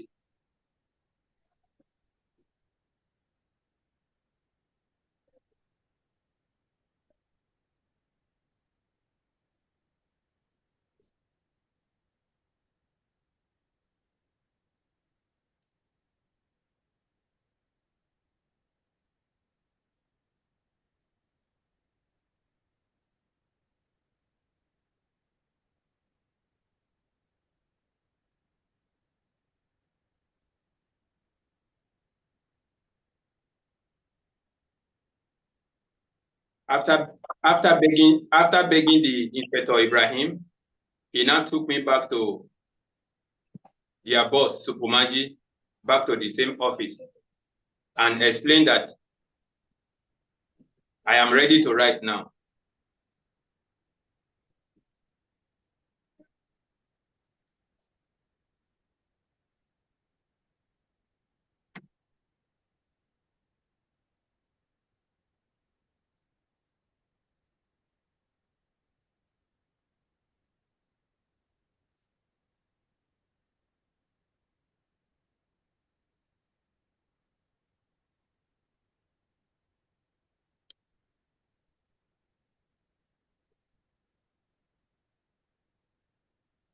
So he now said, if I think he's lying, that I should ask the Inspector Ibrahim that the mobile that was released here last week is also a case of unlawful possession of ammunition.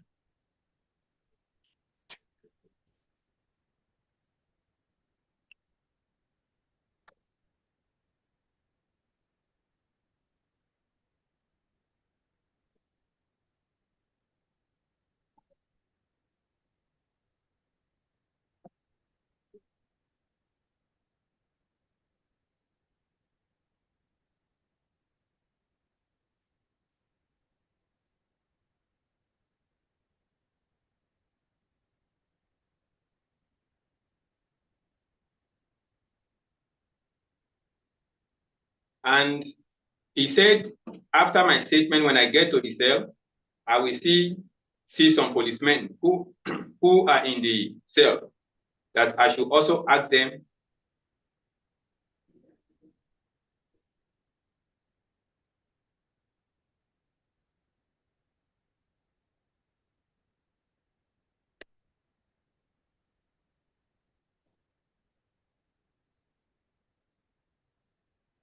how they comply with them.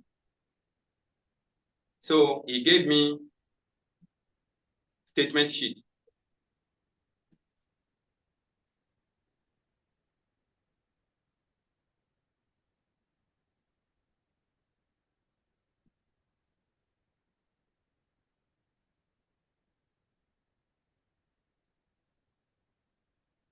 He said, I am a police officer. He don't need to read the cautionary word to me, that I should continue after reading, then I should write. I should start writing my statement.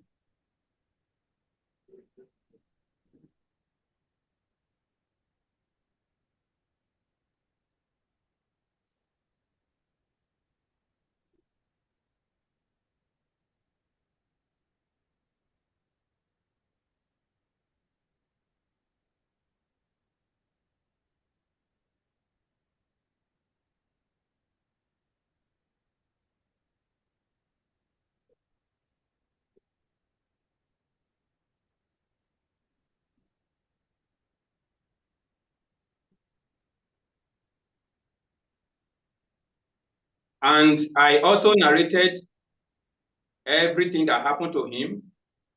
He disagreed that this is not the statement I make with the military men.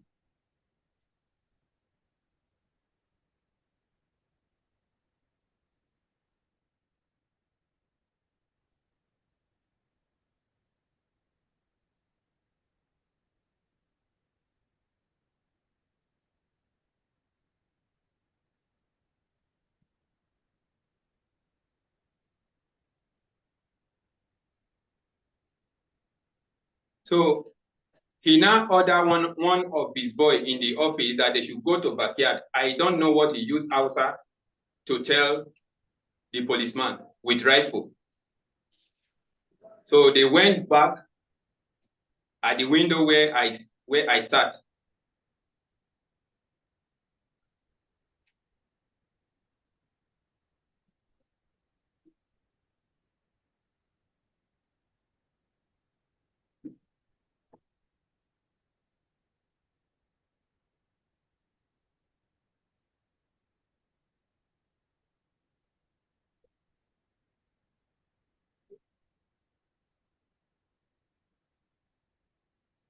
It was now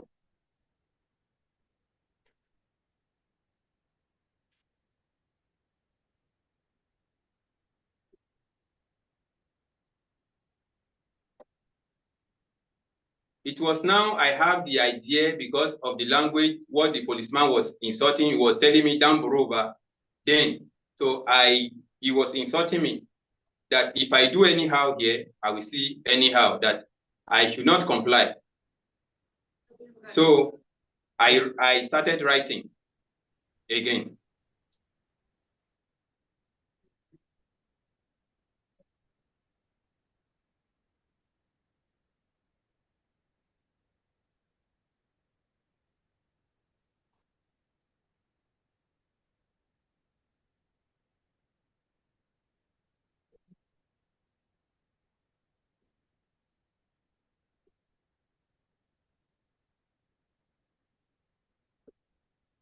So I don't know what to do in the midst of strangers, stranded. I just have to comply again with them in that CID.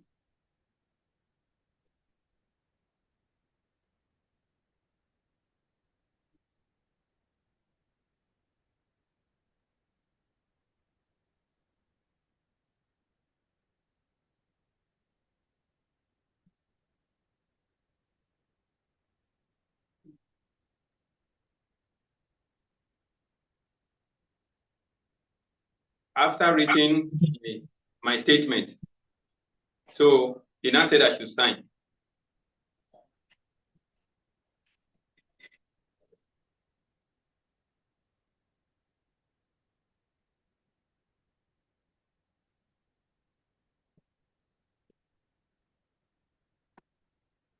It was already getting dark that very day. He brought another form, which is the attestation form, out.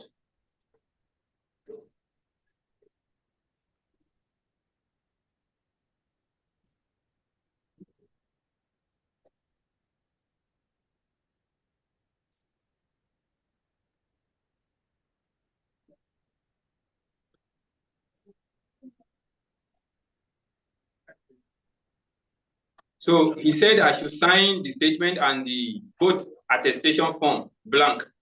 So I said,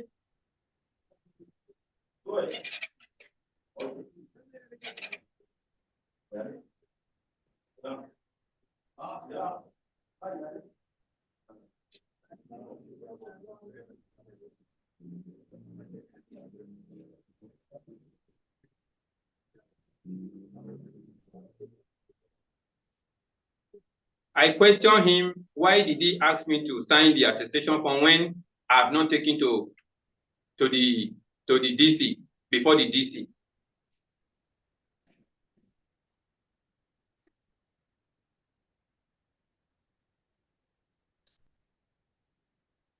He said I should not worry.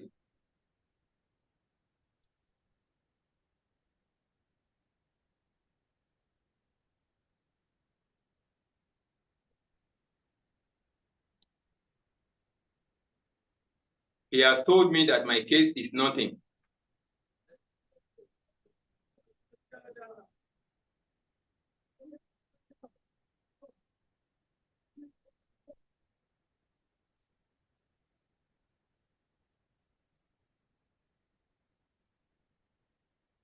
After signing, and I begged him before taking me to the cell that he should allow me to communicate to my family. It's more than 1 week that they have not heard from me to know where I am.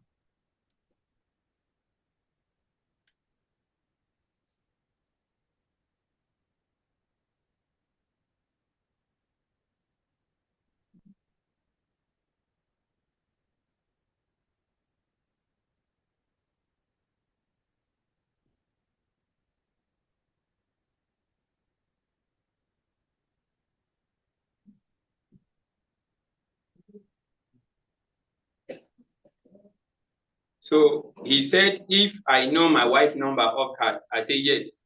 He now used his phone to help me that day.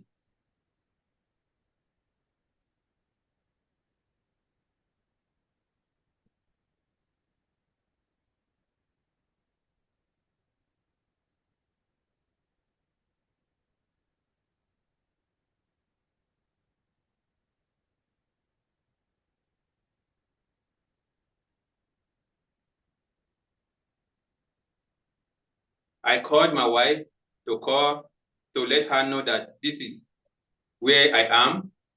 I'm in State CID, Yobe State. My wife was crying that my video has gone viral everywhere, that this is what happened. I said, so I calmed her down that it should be fine, that I'm okay.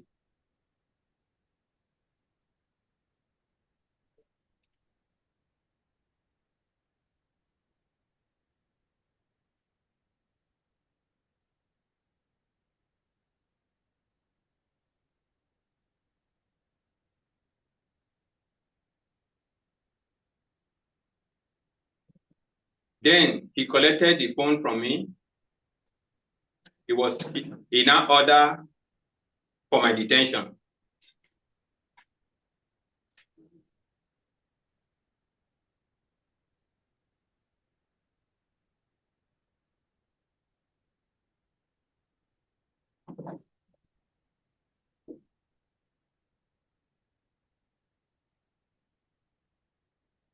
It was after 3 weeks in the cell.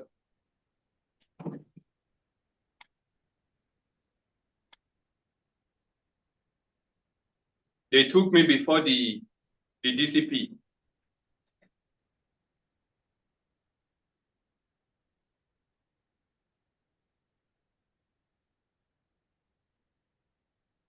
So the man interrogated me, he questioned me.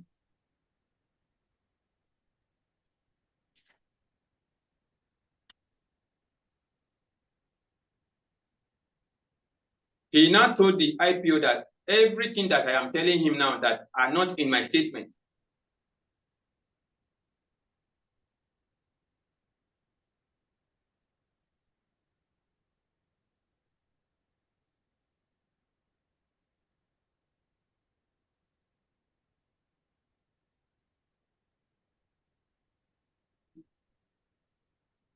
But I said, sir, I was told to comply, that or else my days will be longer in the cell, in detention.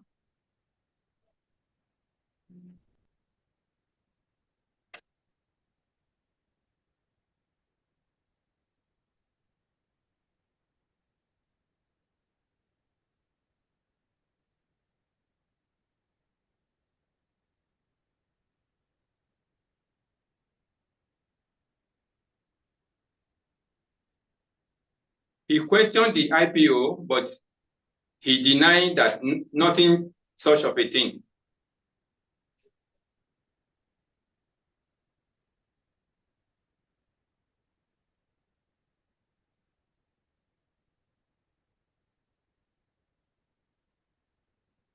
So that is where he demanded for my additional statement again, that the IPO should take me to his office.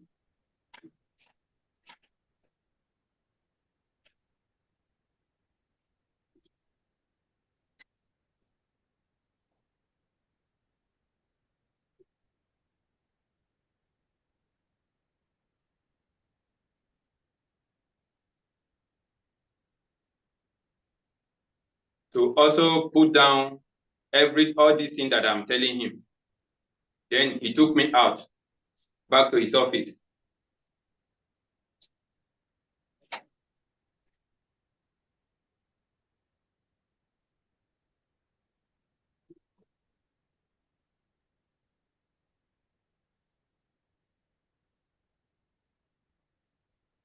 After that statement again, they returned me back to the cell.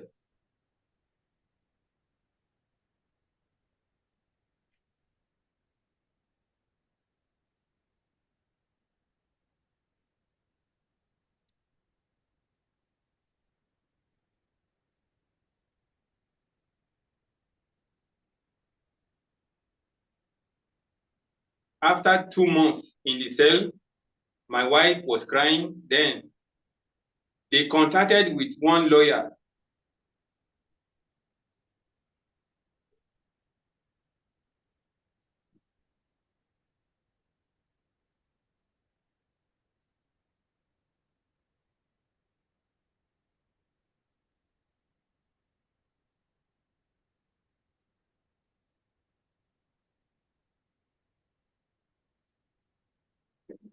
So the lawyer came to the state CID. They talked to him that this is not a civilian case. This is that I am a police officer, that there is no need for that for now, that he should go.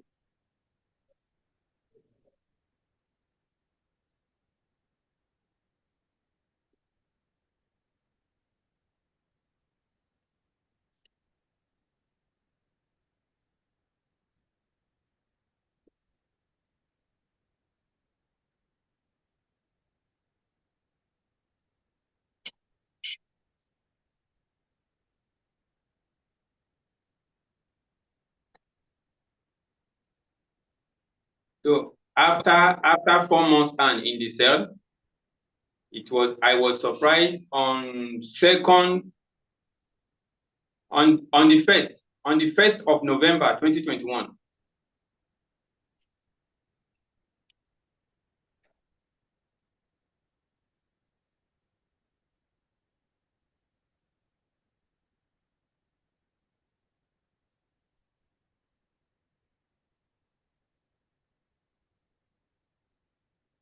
They took me out from the cell that I have been dismissed from the Nigeria Police Force, and I am to be charged to court.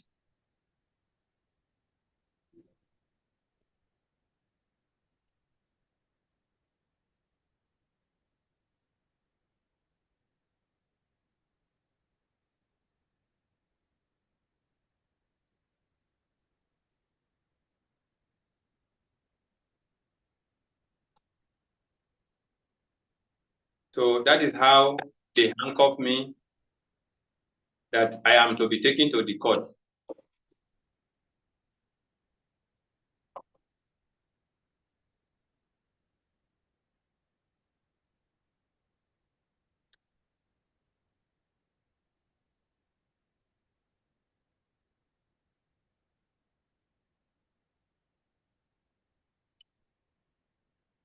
I was begging the DC that he should send signal to my command where I have served before.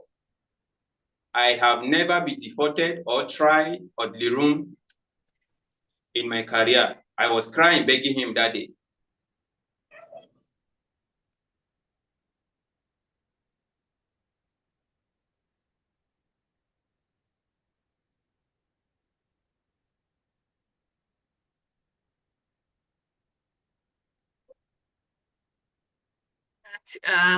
They should send a signal to. I said they should send the signal to my command, which is Edo State, where I have served before, and Rivers State, where I have served before. Edo State Command and Rivers State Command, Police Command.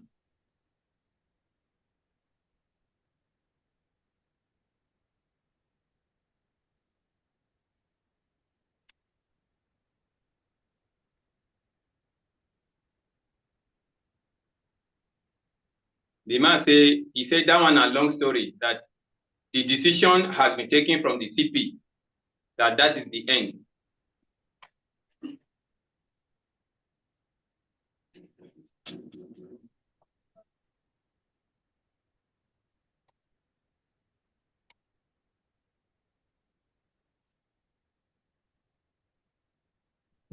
CP where?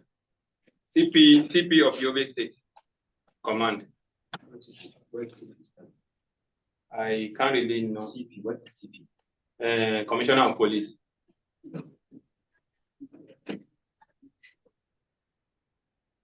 So that was how I was brought before you, my lord.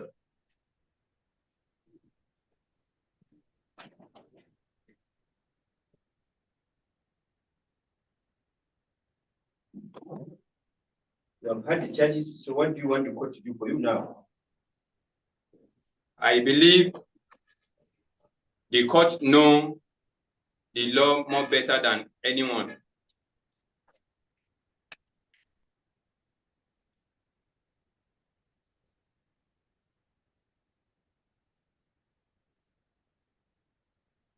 If the military cannot listen to me and the police, I believe the court will listen and help me.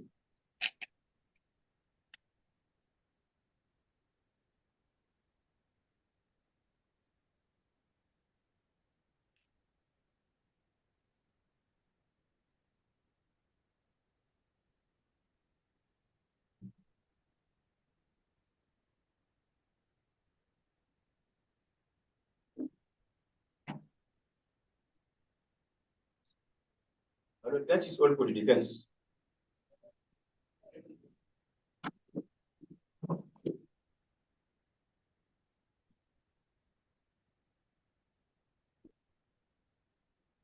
Is the prosecuting counsel still around? Prosecuting counsel.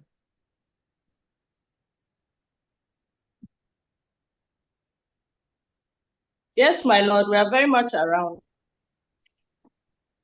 Then why is your video not on? It's on, my lord. I can't see you. I've not seen you so far.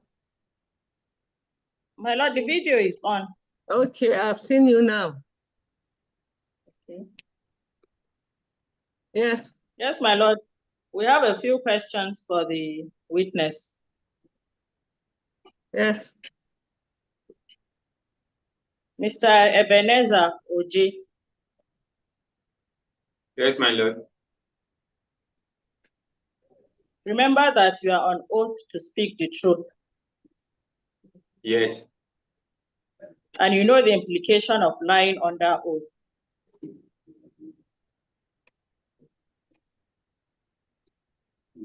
I didn't get your answer. You know the implication of lying under oath. Yes, I know. Okay.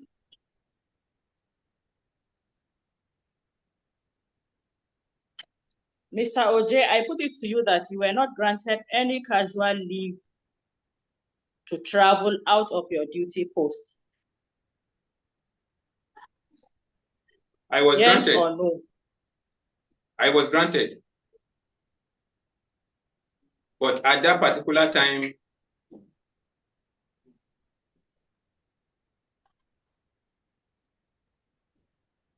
so where is the letter granting you leave Just to a travel? minute, counsel, just a minute. I've not recorded the first question yet. My lord, I said, Mr. OJ, you were not granted any casual leave, but you absconded from your duty post. Yes or no? I am granted. Just a minute.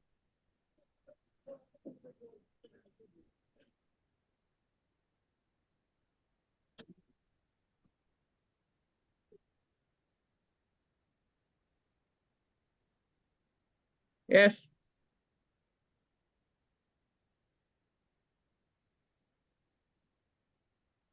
Your answer, Mr. OJ. I am granted casual leave. Even the copy is still in my phone. The photocopy. As a police officer, are you supposed to move out of your command with ammunition? Do you have any license to do that? I don't need license to move with ammunition or with arms. Out of your command? Out of my command? Yes, from one command to another. Do you have license to move those ammunitions out of Borno State Command? As far I am in Nigeria, I can move to anywhere. That is not true, Mr. Oji. Counsel, hold it. I'm trying to record, so you need to, don't stress me. As the court pleases, my lord, much guided.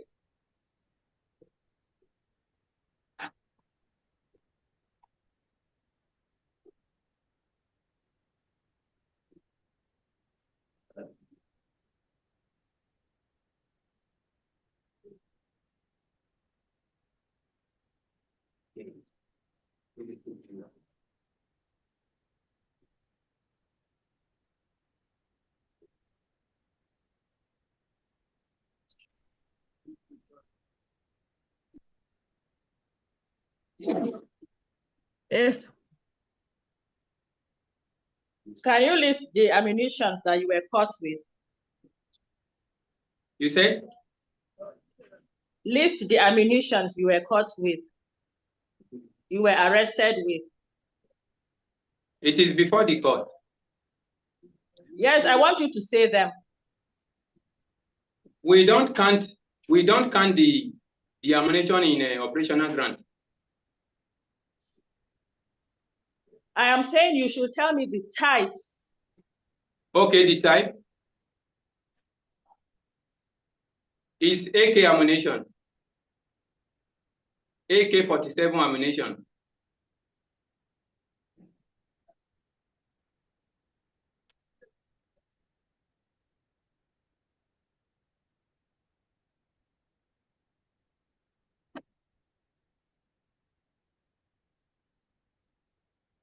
Yes.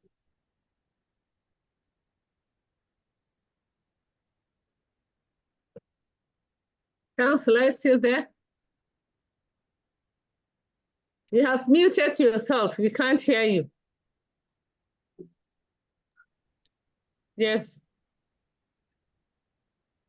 Mr. OJ, apart from the AK-47 ammunitions, what else were you arrested with? The hand grenade that was with me. Just a minute. Just a minute. Okay, sorry, my lord.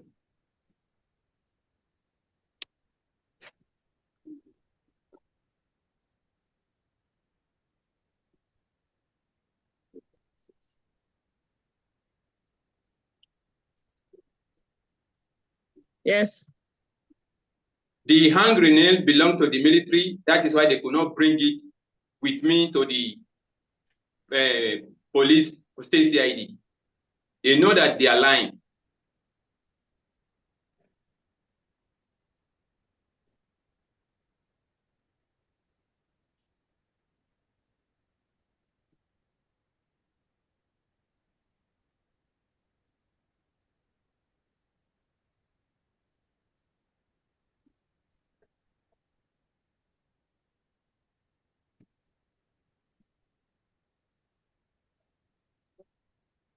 And that hand grenade.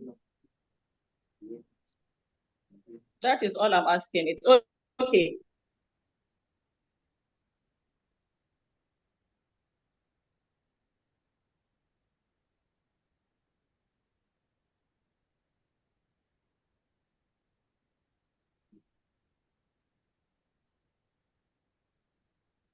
Councillor, is still there? Yes, my lord. I'm still with you, my lord.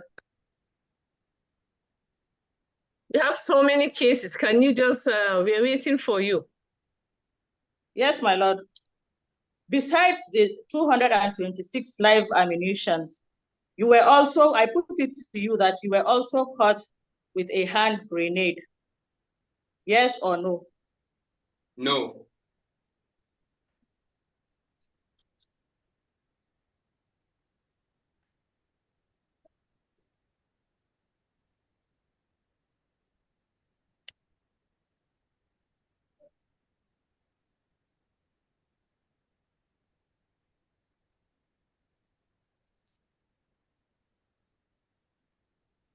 You are supposed to be a witness of truth.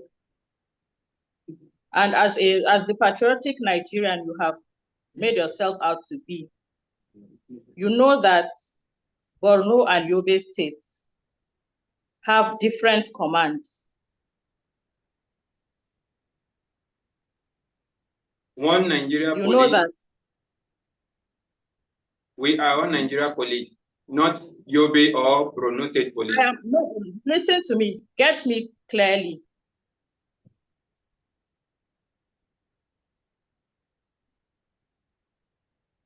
My lord, can I continue? Yes. You know that Borno and Yobe states have different commands under the Nigerian police force. They are independent of each other. They have different commands. Yes or no? Yes.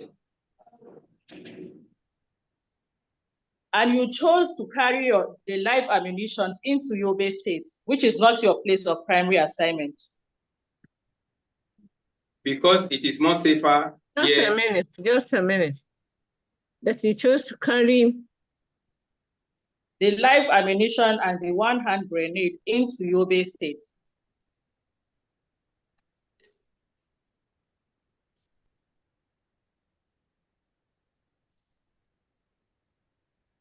Yes. Because of, as a mobile policeman, the immunity, so, and it is more safer here. That is why I'm taking it down here for safekeeping.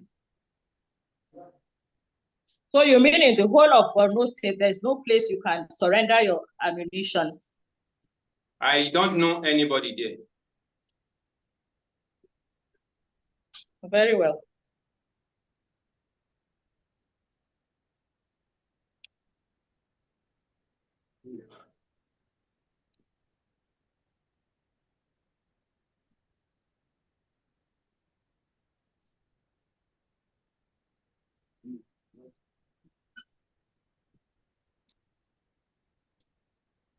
Mr. OJ.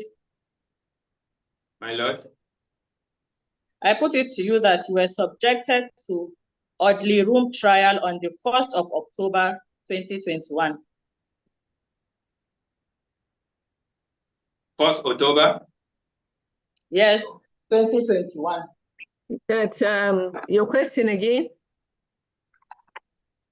I'm putting it to him, my lord, that he was subjected to Audley Room trial on the first day of August, my lord. Sorry, on the first day of August, 2021.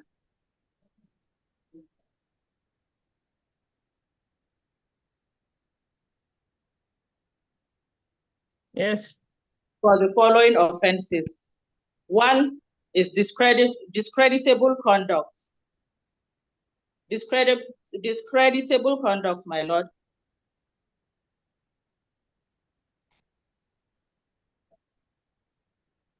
The second is being absent from duty.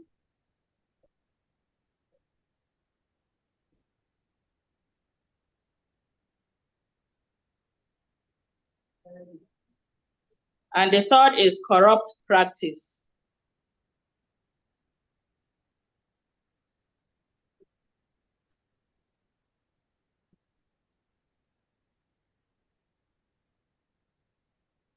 Mr. OJ. My lord. Have you heard what I said? I heard you. And you were subsequently dismissed from the service of the Nigerian Police Force on the 22nd.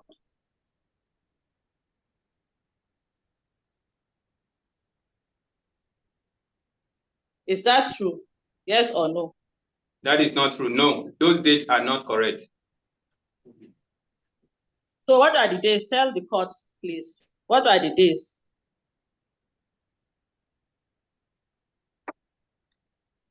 It was after 3 months and I was charged to Audley Room. And it was the 1st of November, the Audley Room trial signal came out. And I was taken here on the 2nd of November. Excuse me. It's okay, Mr. Oji. It's okay. My lord. Can you, just a minute. He did not record what he said. I wanted him to repeat what he said. As the court pleases, my lord. Yes. I was taken to Audley Room after 3 months in the cell.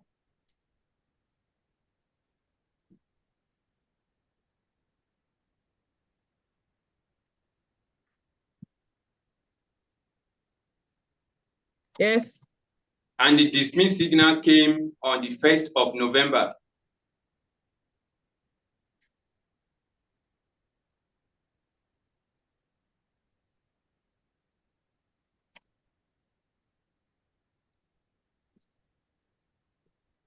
1st of November 2021.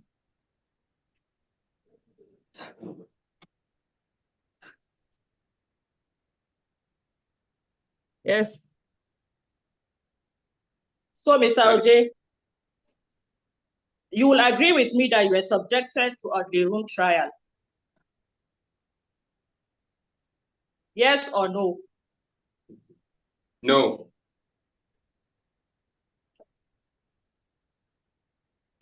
Very well.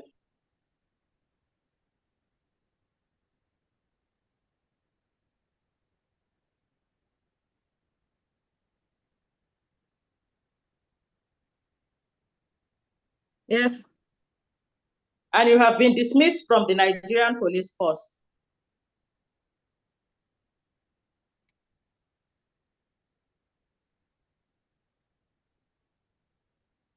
I can't get you. You said the dates I mentioned were not correct. So you have told this court that you were subjected to ugly room trial. And you said yes. I said the After dismiss. 3 months. Excuse me, listen to me. You said you were subjected to ugly room trial after 3 months in detention. Yes or no? Yes. That is all. And thereafter, you were dismissed from the services of the Nigerian police force. No.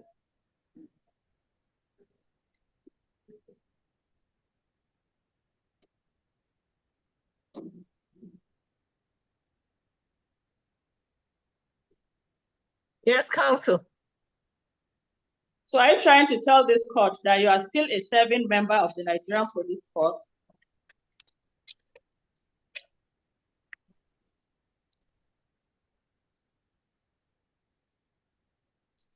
I said the No, dismissed. just answer me with yes or no. We are not here to waste the time of the court. No. Are you still a serving member of the Nigerian police force? No.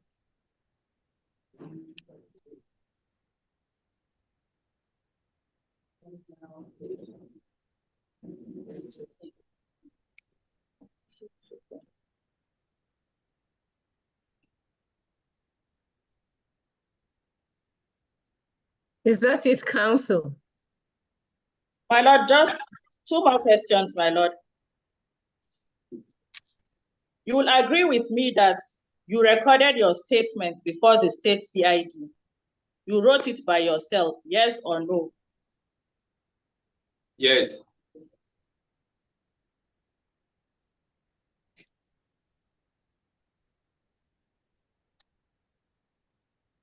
Finally, my lord, Mr. OJ, as a serving police officer working with the Nigerian police force,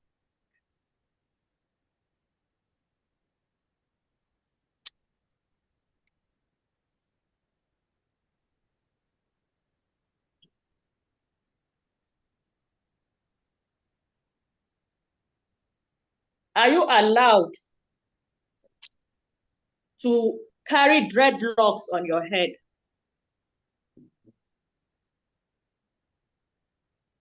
As a serving Nigerian police officer, is it allowed to have dreadlocks on one's head? Yes.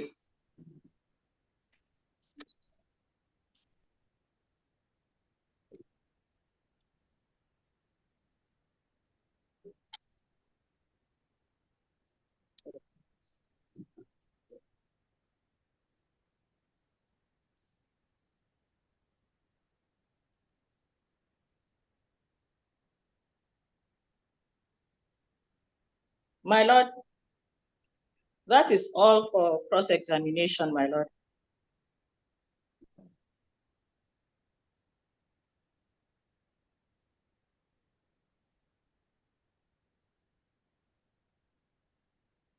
Any examination? Yes, my lord. Just one question. Mr. Oji, Yes, my lord. at the time of your arrest, under which police command are you in Nigeria?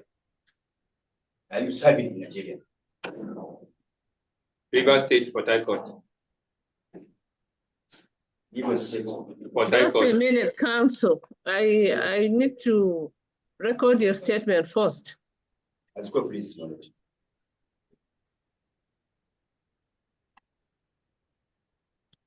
Yes. Answer. River State Command, Mopo 19 PMF. River State Police Command.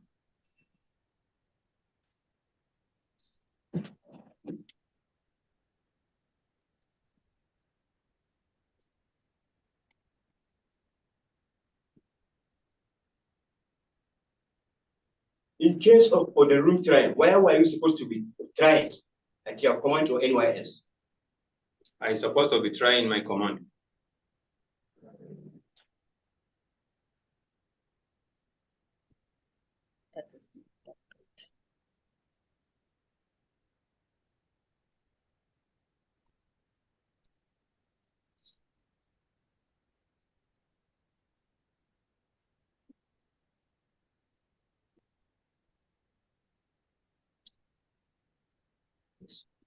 I am supposed to be tried in my command. Which is where? Yes, I've recorded that. That's the one. That's all for the witness.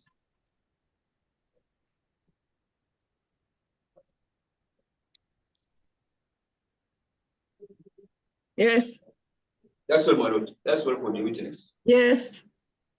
So, and we applied that the defendant be discharged from the witness box, and we have closed our case for the defense, my lord.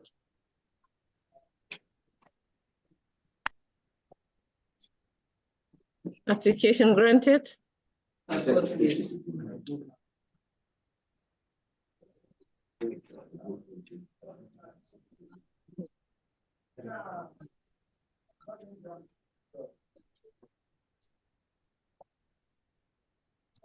Yes. My lord, we'll be asking for a date for adoption of our final written address. We are applying to file and adopt a written address.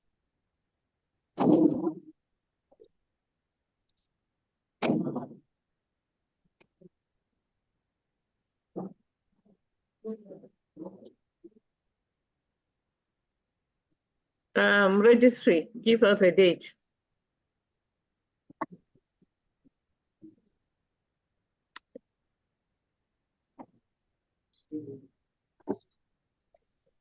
Where is convenient important?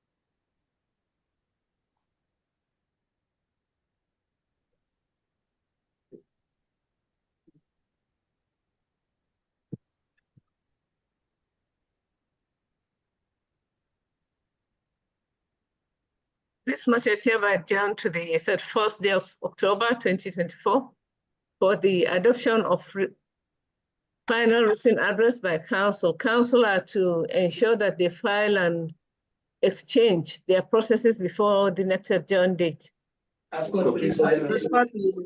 Meanwhile, the defendant is to continue to be remanded at the Potiskum Correctional Center till the next adjourned date. As God pleases. Any more cases from the first? Yes. Charge number FSC/DM/CR/24/2024 between Federal Republic of Nigeria and Bashir Abba Ali.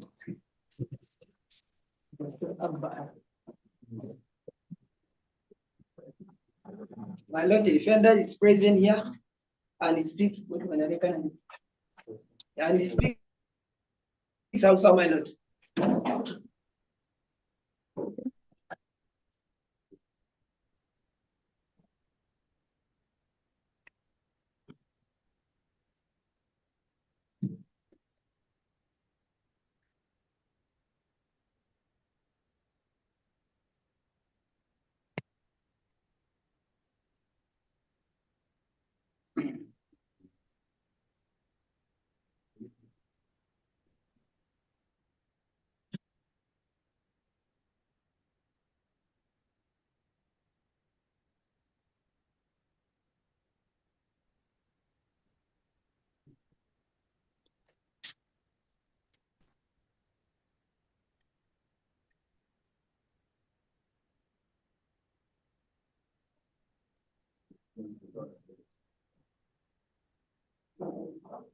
Representation.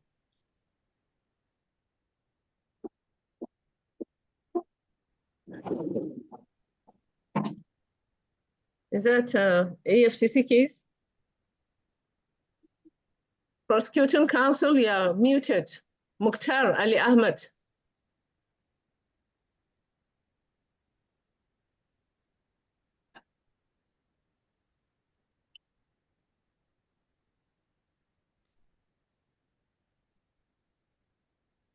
You are muted, counsel.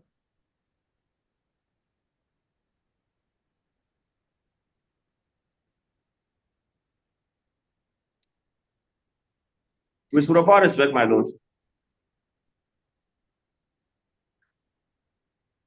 With proper respect, my lord. Yes, go ahead. Yes, can you hear Yes, us? my lord. Yes, my lord, I can hear you, my lord. Yes. Yes, my lord. Mukhtar Ali Ahmed, my lord. My lord, my humble appearance is for the prosecution. Thank you, my lord. Thank you. Yes. Respectfully, my lord, M. Imadak is my name. Holding the brief of MS Baba, appearing for the defendant man.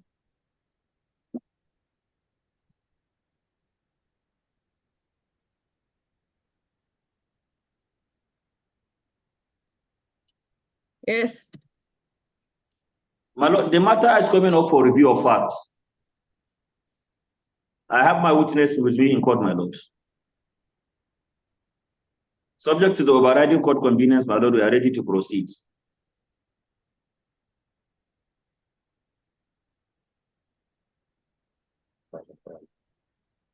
Yes. We are equally ready, my lord. Yes, go ahead, counsel. Yes, my lord. Affirm yourself. I, Abubakar Bashara, that you solemnly affirm that the evidence I You speak loud. this honorable court shall be the truth, the whole truth, and nothing but the truth, so help me God.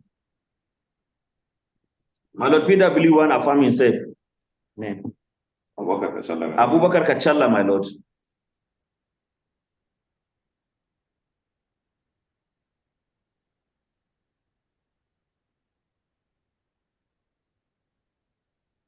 Yes.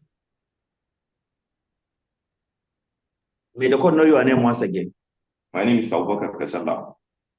Your address. Plot number 80, Babasho Aminu Way, Tudumada, Meduguri, Borno State.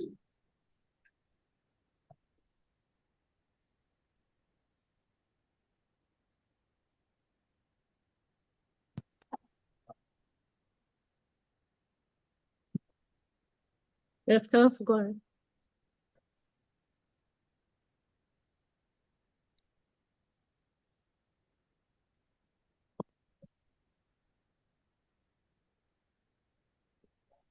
Yes, go ahead. Let's have a look at the dog, whether you know the accused in this case.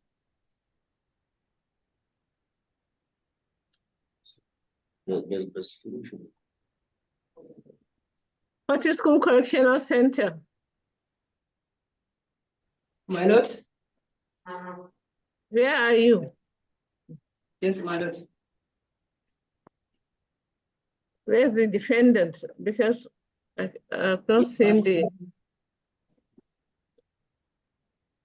Yes, my lord. The data is warning, my lord, at that position. Have a look at the defendant, whether you know them, you know him. Yes, my lord. Tell the court how you got to know him, please. To review the fact in brief, what happened. Yes, my lord. Sometimes in March 2024, That's right.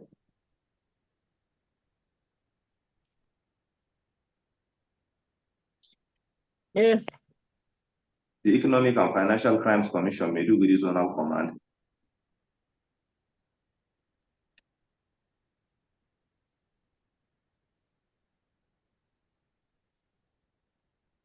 received a transfer case of counterfeits from the Department of State Services.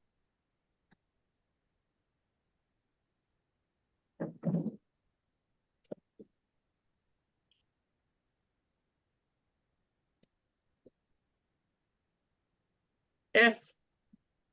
Who was arrested in possession of,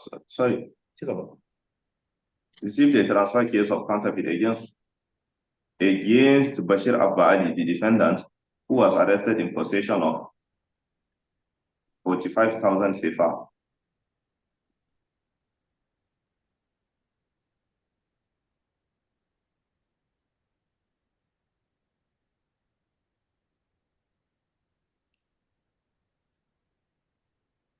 Yes. Upon the transfer case and the defendant, the case was assigned to advanced fee fraud section.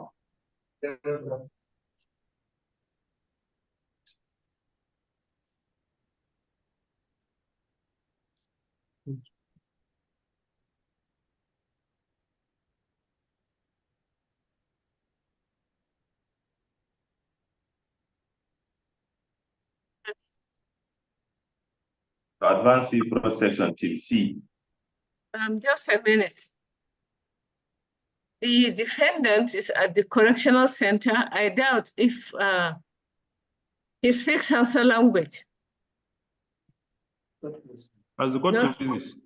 Yes, we shouldn't just leave him behind. Salisu. Yes, my lord.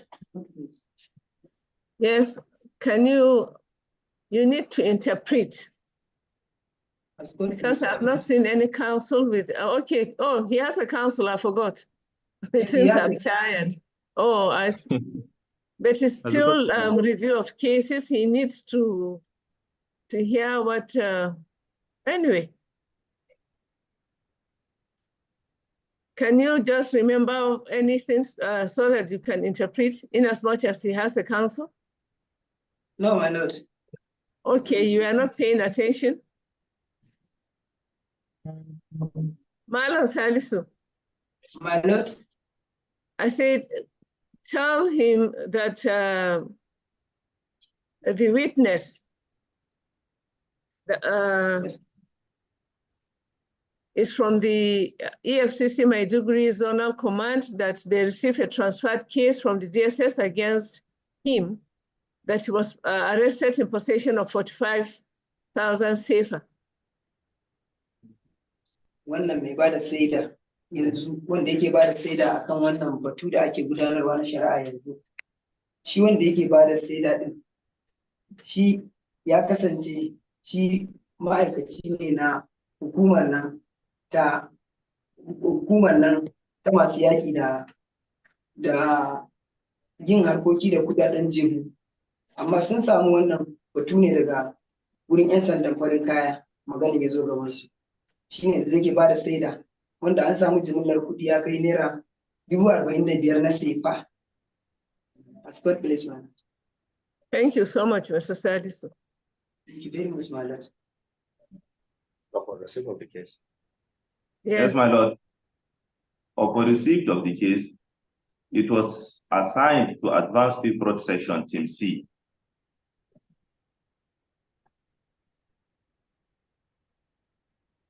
Yes. Continue. Upon receipt of the case by the team swung into action by interviewing the suspect, who is the defendant in this case, Bashir Abadi.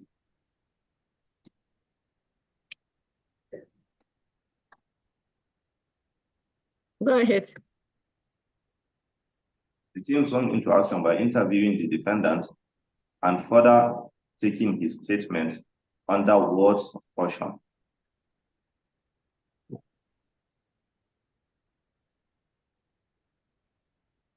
What happened after the statement was taken under word of caution? What happened after the statement was taken under word of caution? The statement was taken under words of caution, and the words of caution was administered to the understanding of the defendant. Counsel, prosecuting counsel. My lord. Is the defendant reading from a script? No, my lord. He's not reading from the script, my lord. My lord, you can see him behind me standing. It's me writing, my lord. As if there's a screen he's looking at because of the way he is repeating himself. Yeah, yes, my lord. It's You're me writing, my lord. prompting him, so let him flow. Let him flow. Yes, my lord. Yes, my lord. The statement was taken under word of caution. Under words of Yes, caution. continue. The team further invited two witnesses, Bako Tijani and Modugalo.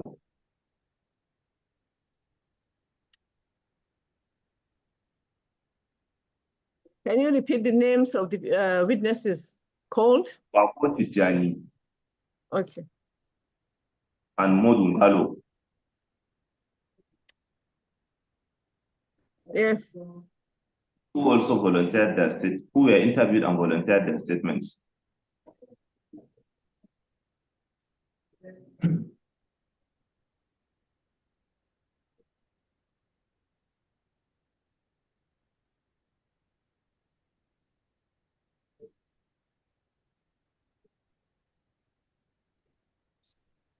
Go ahead.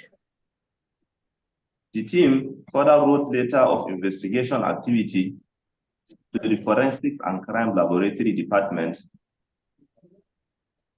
at the EFCC headquarters, Abuja. The team further wrote a letter of investigation activity to Forensic and Crime Laboratory Department, EFCC headquarters, Abuja.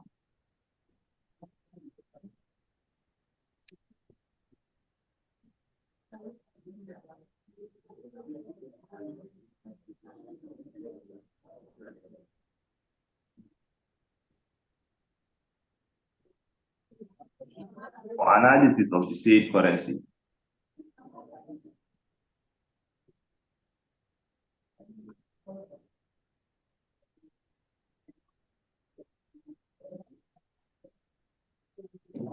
The letter was written on the 26th of March 2024.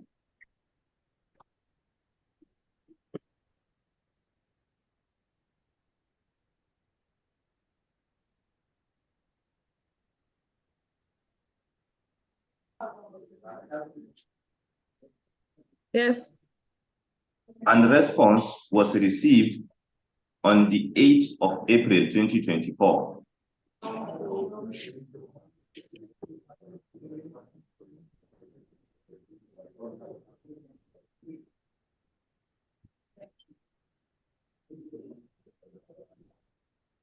Go ahead. Which was received and duly analyzed by the team.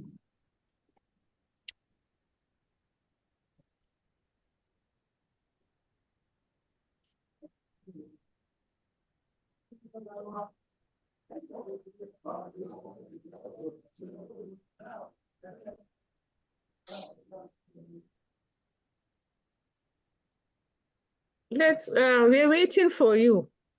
Yes, continue. Yes, my lord. So investigation then revealed that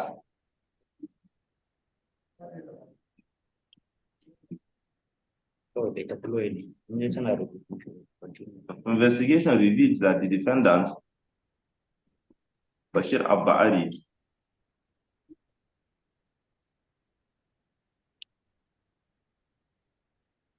was arrested with 44 pieces of 10,000 sefa.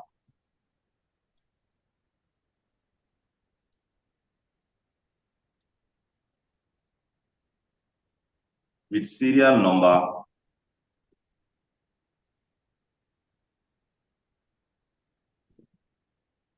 1847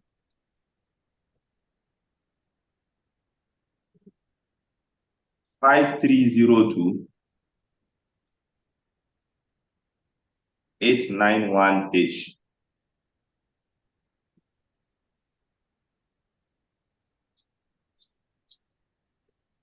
And one other piece of 10,000 sefa.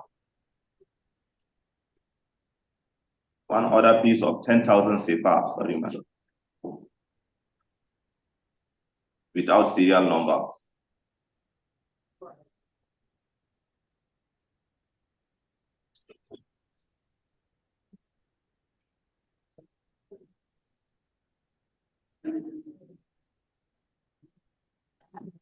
Okay. Investigation also revealed that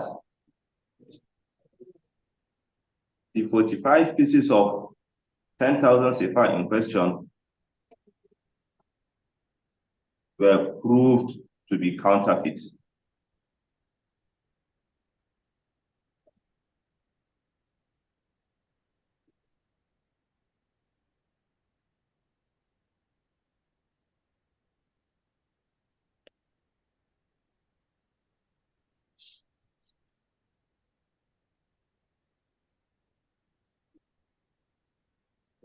Continue.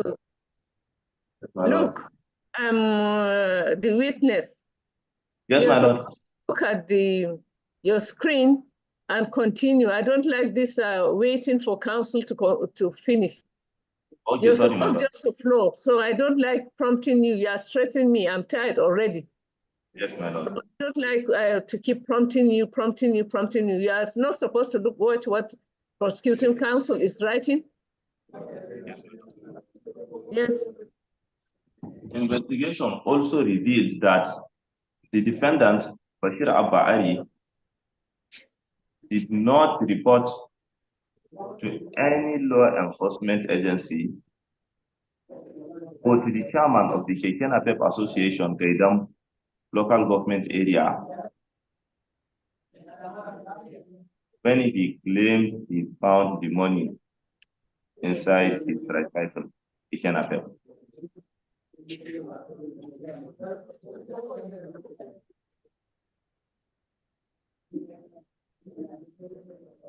That's all. That is all for the witness, my lord.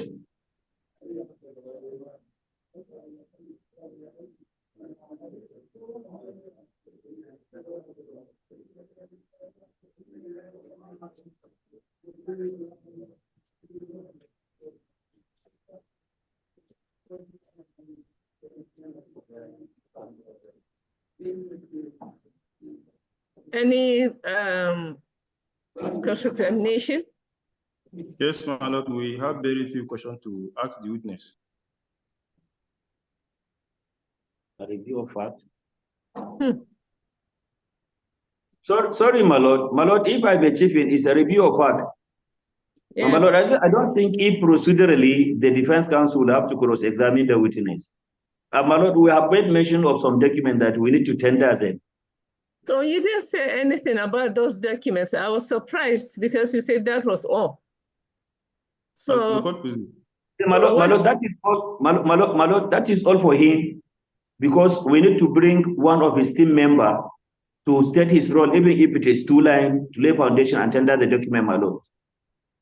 That is our intention, my lord, instead of closing with him, my lord. counsel, presently, are you in the court premises or in your Yes, my office? lord. I am within the court premises, my lord, and I am with the document, my lord.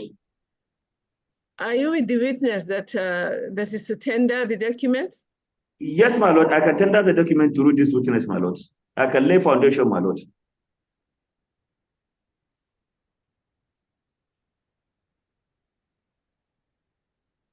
Because I would have felt more comfortable if the witness, anyway. So now what do you want, counsel?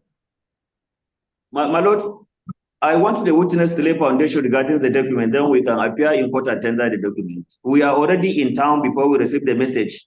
The matter is coming up virtually, my lord. So we don't need to go back. It's better we stay. Usually the notices are sent on Thursdays. So all counsel ought to be aware. And today is what? Thursday, a week ago. Yes, Doesn't my matter. lord. Yes, my lord. Yes, my lord. So my lord, if my lord can avail us, we can come to the court. Let him lay a simple foundation. We tender the document, my lord. That is all. because I was surprised when I saw, okay. Because the Potiskum Correctional Center were complaining earlier about data. But have you rectified the problem? Yes, my lord. Yes, my lord. You have enough data? Yes, my lord. Okay. Counsel, 3 minutes. Ask God, please. We are very grateful, my lord.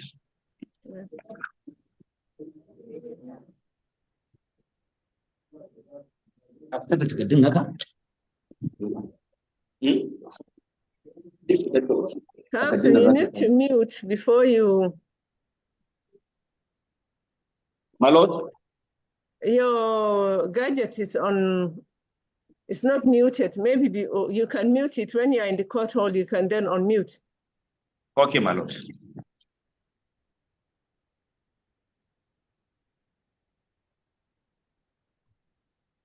Registry, how many more cases for the day? Absolutely. How many for the correctional center?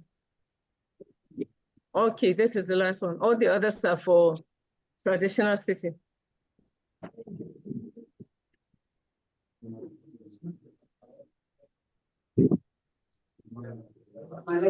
Remain 2.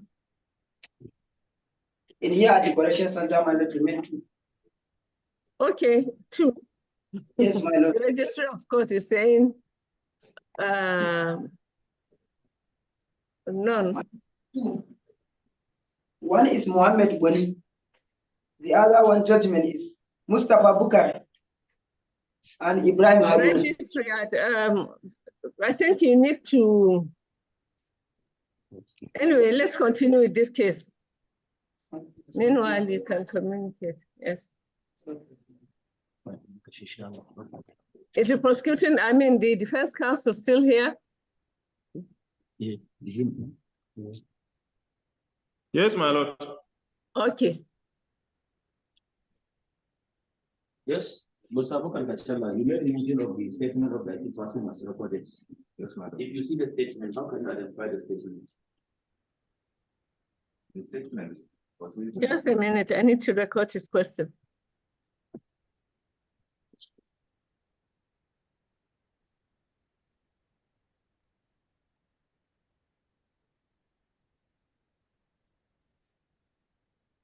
You can have a seat, please.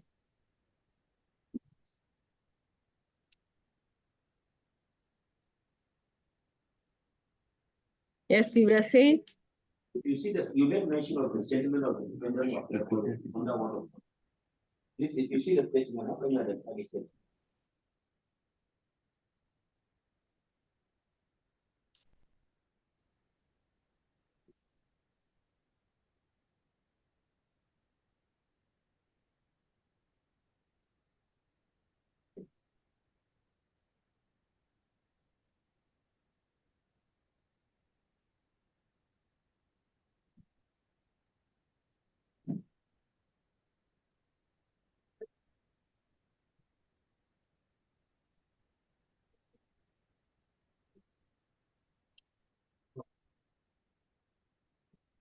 Just a minute, I need to capture his question first.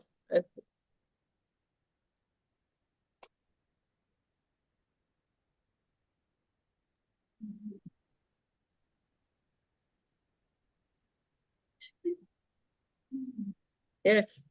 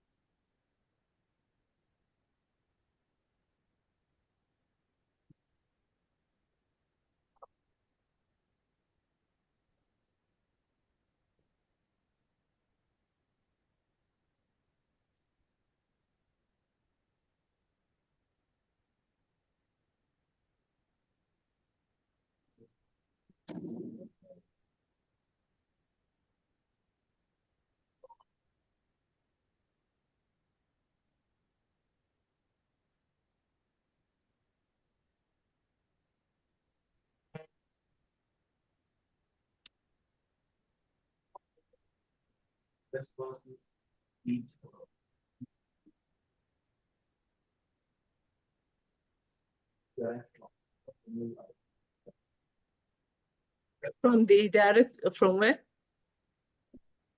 It says response received from.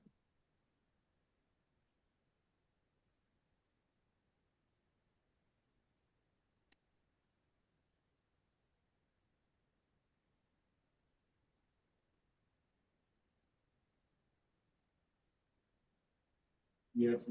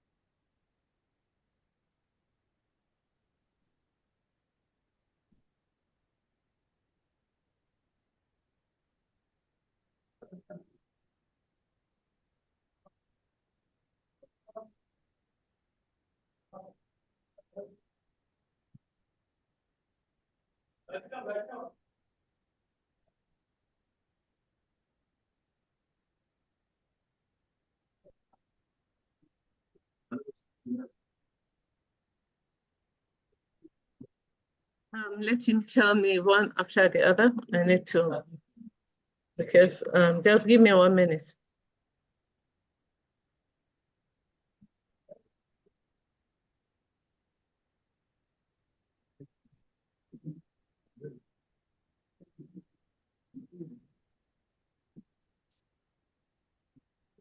Yes.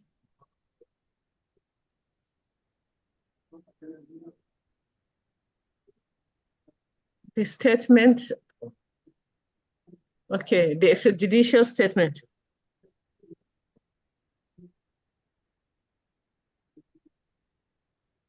Dated.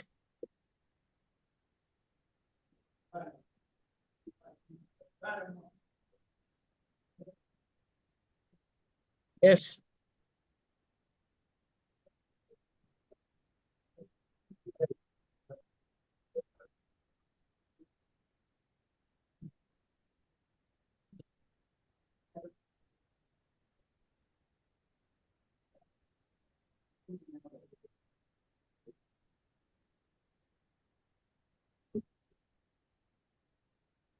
Yes.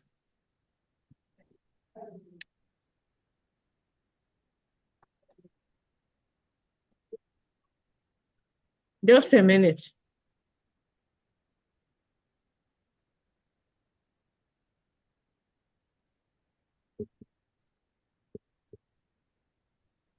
Is it SSS, not DSS? Still DSS. Dated.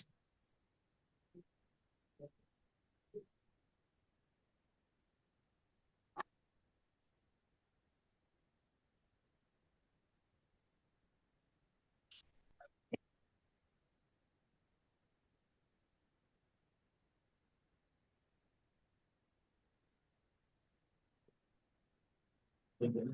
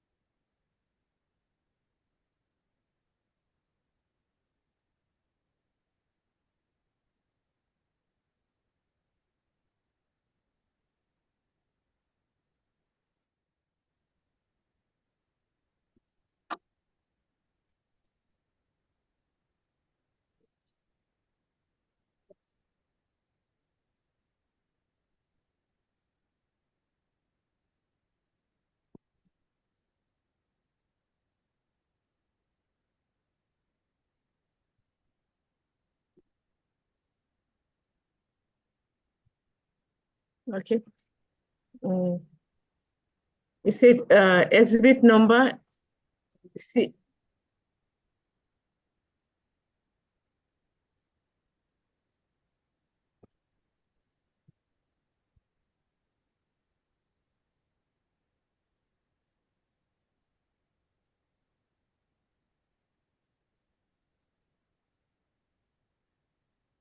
That is it?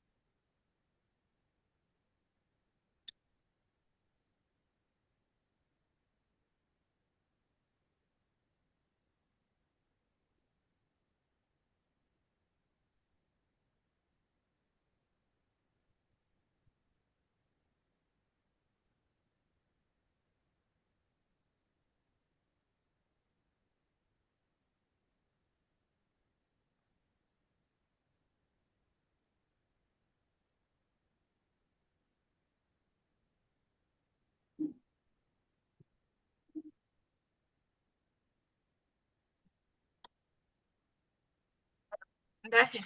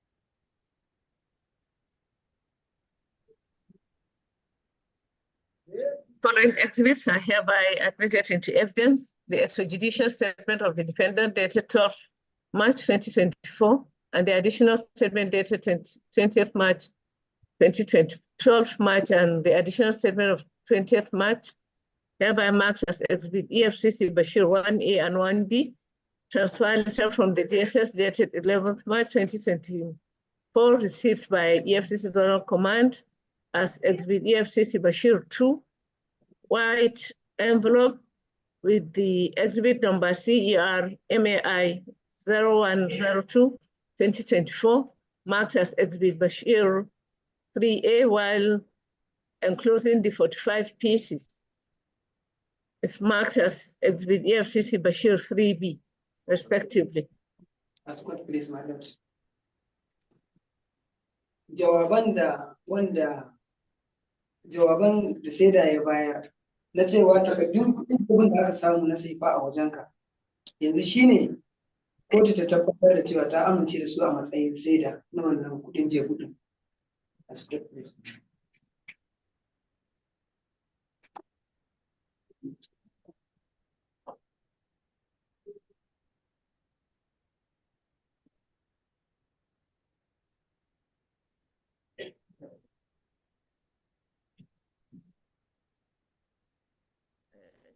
Okay, it's bank.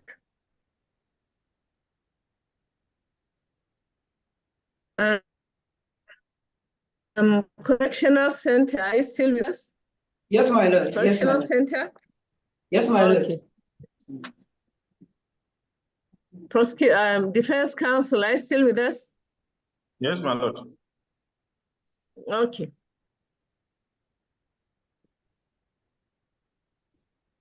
The application of the prosecuting counsel is granted. Yes,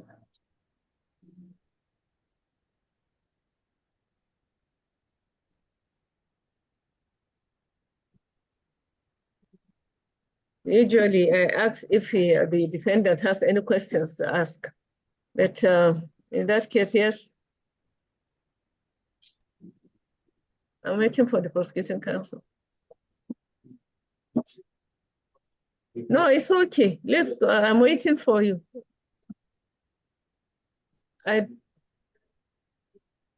see. I did because we were offline.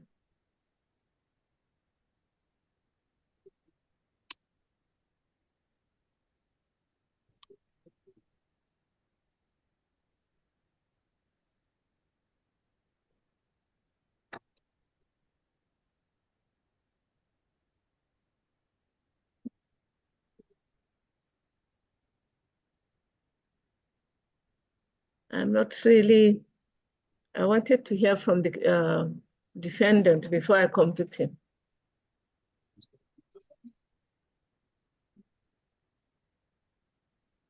Ask the defendant, does he have anything to say? a wannan shari'a da ake gabatarwa yanzu haka akwai wani abin da zaka faɗa ne a kai ka ɗaga muryarka sosai ana ji ina neman Let sassauci him speak up. abin kuma ni ba bane sun tare ni ma na yi kuskure da ban kawai 'yan sanda ba ina neman sassauci a cikin shari'a da za mu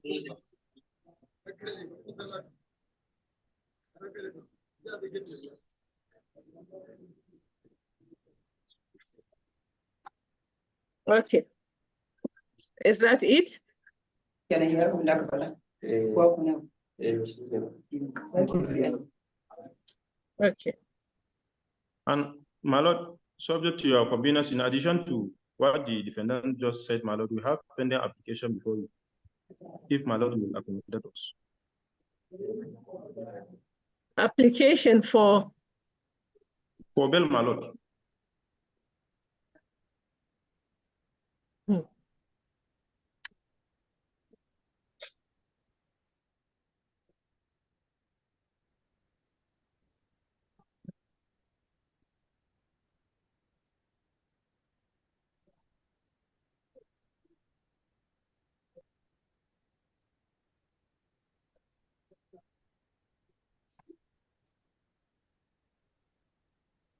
In view of the plea of guilt entered by the defendant and in line with the provisions of sections 2741 and 2 and 3561 and 2 of the Administration of Criminal Justice Act 2015, this court hereby find the defendant, Bashir Abba-Ari, guilty of the offense charged and convicted as charged. As court, please, my lord. Do you have yes, go ahead, interpret it. Yes, ma'am. Kotu ta yi la'akari da sashin dokoki na hukunta masu laifi da ta yi, ta tabbatar da kai din mai laifi ne, shi ne za mu tabbatar kamar haka. The application, the submission of counsel, do you have anything to say to that? Yes.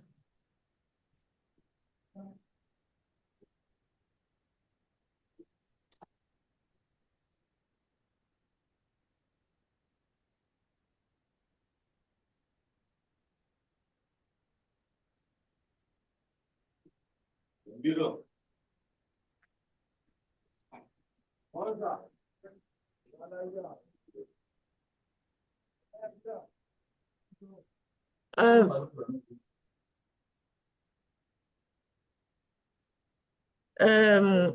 Thank you. The defense counsel, did you hear the submissions of the learned prosecuting counsel?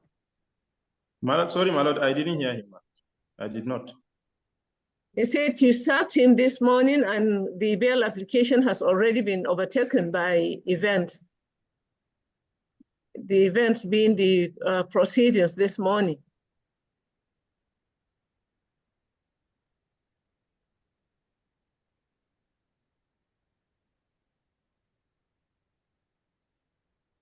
Okay.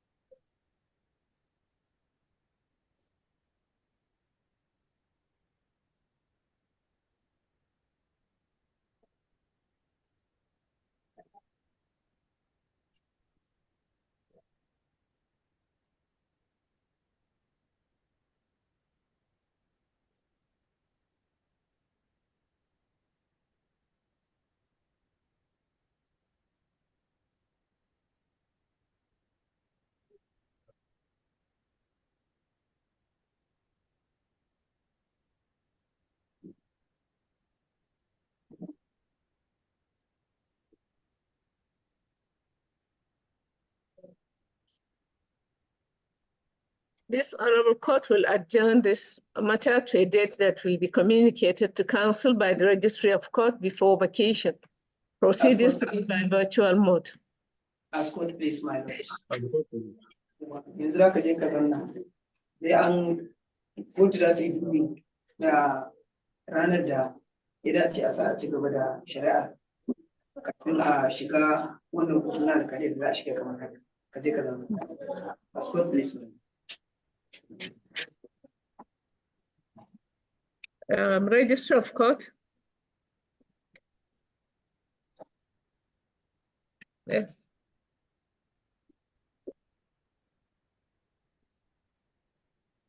Okay.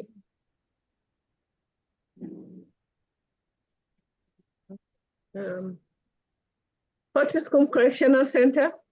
My lord. Okay, thank you so much. I think that's all for virtual for today. Escort, please, my lord. Thank you very much. Correctional Center staff, thank you so much as well. Thank you very much, my lord. Have a nice day. Thank you. Oh.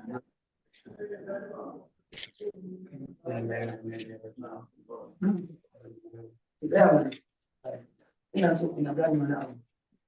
Duk abin da bani a court, kuna yi haƙuri.